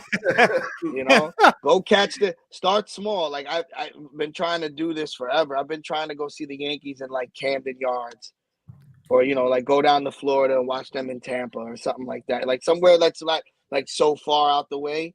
You know what I'm saying? Yeah, because you could catch a cheap flight to Florida there and back. Or you take a train to Maryland, a couple hour train to Maryland, go stay a couple of days, catch the tickets aren't gonna break your bank, you know what I'm saying? And they got great places to eat around there. So I think that's something I may want to do this year. Like, it's just about living and just experiencing, you know what I'm saying? Like just getting out there and just doing it, But I am not a drug dealer, though. To answer your first question, funny, really, really quick side story. When I lived on Webster in 187, I did inquire about, how dare to try to push some weight, and this kid named is Chandel. He's about my age. I was about 15 at the time. I was like, "Yo, I want to sell weed," and he was like, "No." And I was like, "What do you mean no? I'll just go ask somebody." He goes, "No, because if I find you," he goes, He basically told me like I have a, like it's not worth the life. You know what I'm saying? Like go live your life. You got your parents. You got a lot of stuff. Like don't mess it up.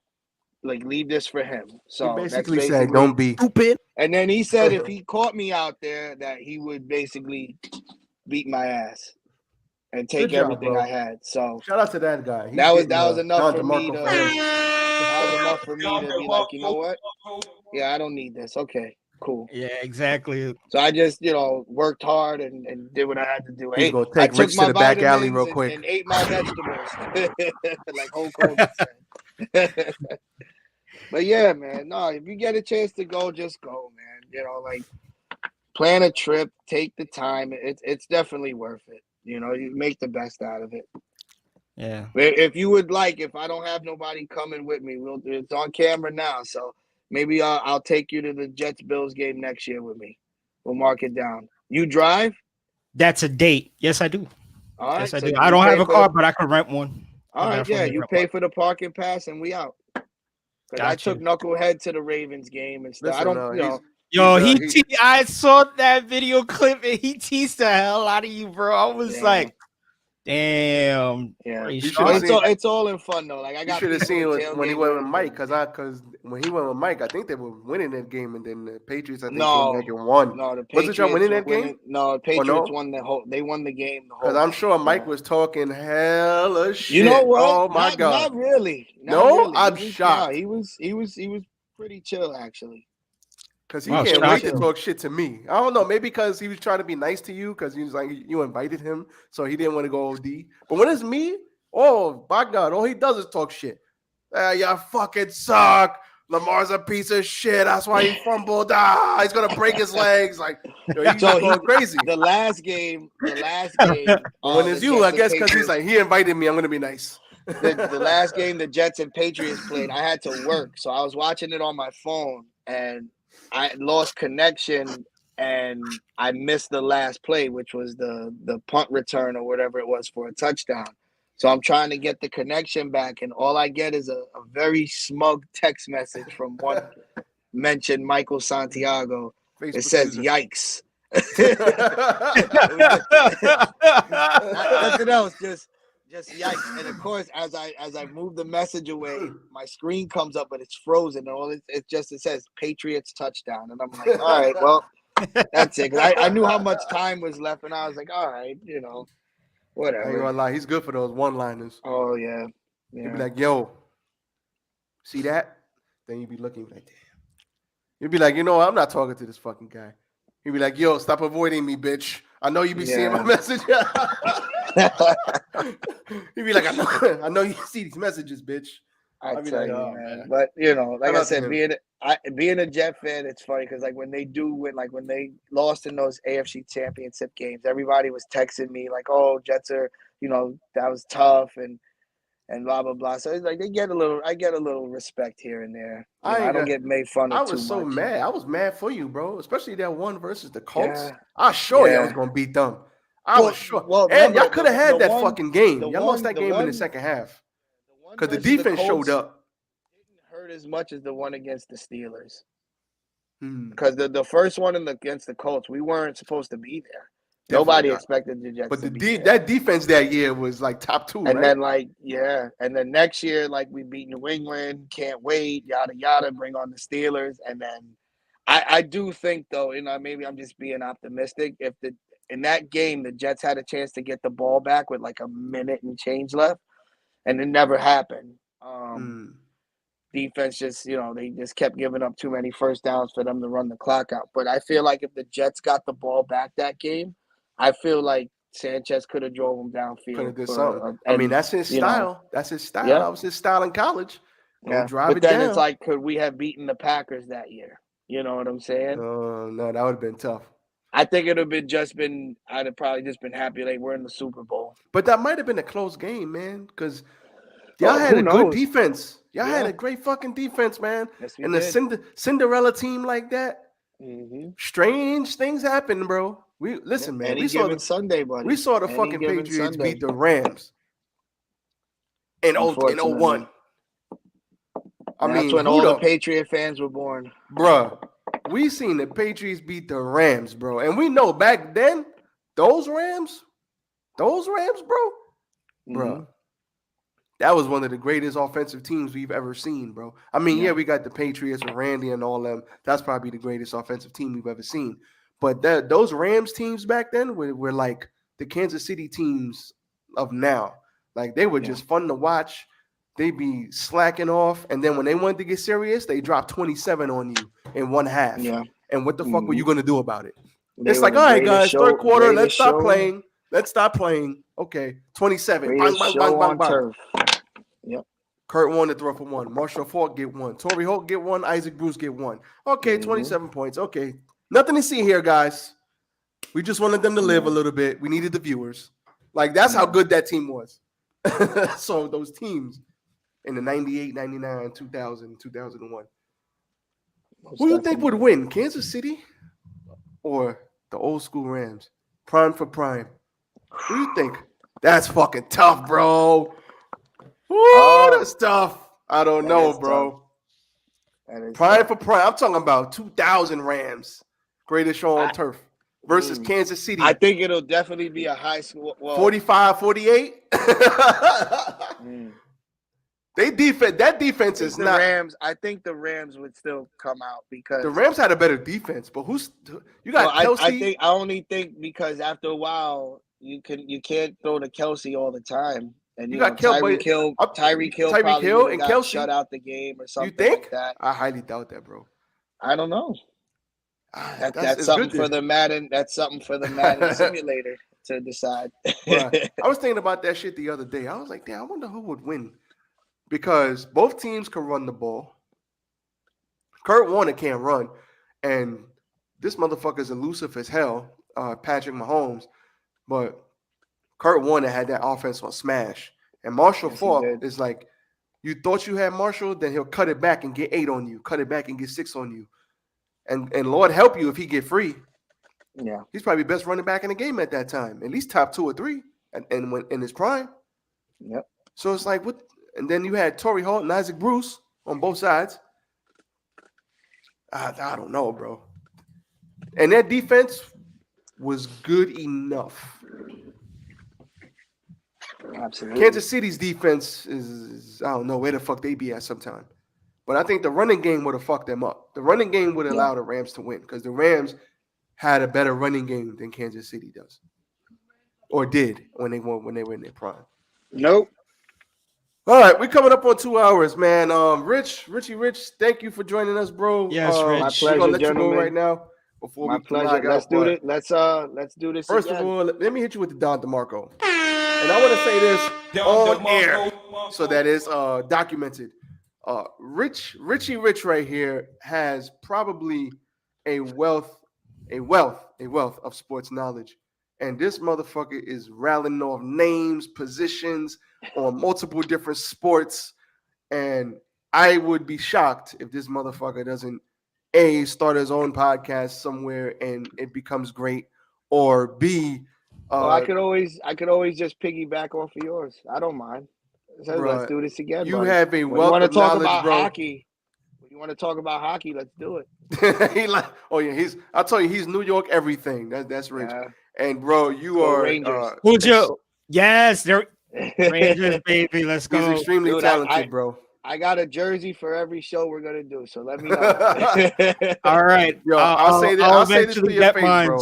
It's gonna be off a truck. You know what I'm saying? Because the box is gonna fall off the truck. I'll grab a jersey and we out. Super talented, bro. Very, very great. Very, very great segment we had. Sports Talk today. Appreciate you, Richie Rich. Enjoy the rest of your day, Primo. You too. Be safe. Feel better, buddy. I sure try. All right. All right, bro. Richie Rich, man. God damn it. Richie Rich. Killing it for us today. A wealth of knowledge. That brother right there knows his shit. Yeah, he does. I could definitely see me and him talk more baseball because I just started becoming. Well, I wouldn't say just started, but I didn't really watch. You know, like you guys watched all those football games like years ago. Like, yeah, I started watching. Guys. I started watching football right when the Giants was in the Super Bowl against the Patriots. Oh yeah, me and Rich. And when I kids and when I caught that first game, when I saw that Super Bowl, that's when I started getting into it more, and I was like, all right, now I'm still learning. You know what I'm saying? I'm still learning the game and stuff like that. But yeah, football has now officially become one of my favorite sports, right there next to baseball. So yeah, we got to get Richie Rich on something. Like I got to get him to start his own podcast or something. I need to talk to him. Listen, even if I got to put it together for him, and then all he needs to do is just press a button, hit record, and put it out. Because that brother got too much knowledge and he knows too much to just be like not putting his opinion to the world. I'm gonna work on that this week. But I'll say that on air. Hold me to that. But bro. The game's about to start, and I know you got some money on some of these games, so we're gonna get on out of here. Sundays is our new day, everybody. Shout out to everybody who showed us love. I know We got through it. I know you had to listen to me cough sometime. I'm sorry. I promise you, next Sunday, I will be better. I will not be sick. I will not be nasal. We will get it done. Maybe we'll have, if there's more sports talk, maybe I'll see if I can get Andrew on next week. Because he's a huge, huge Mets fan. And Jets too. So I'll talk to him too, see if he wants to rock out. But Isaac, awesome intro. I don't know what the fuck happened, but it was a great intro. We're going to run with that next week too. And we're going to do it properly.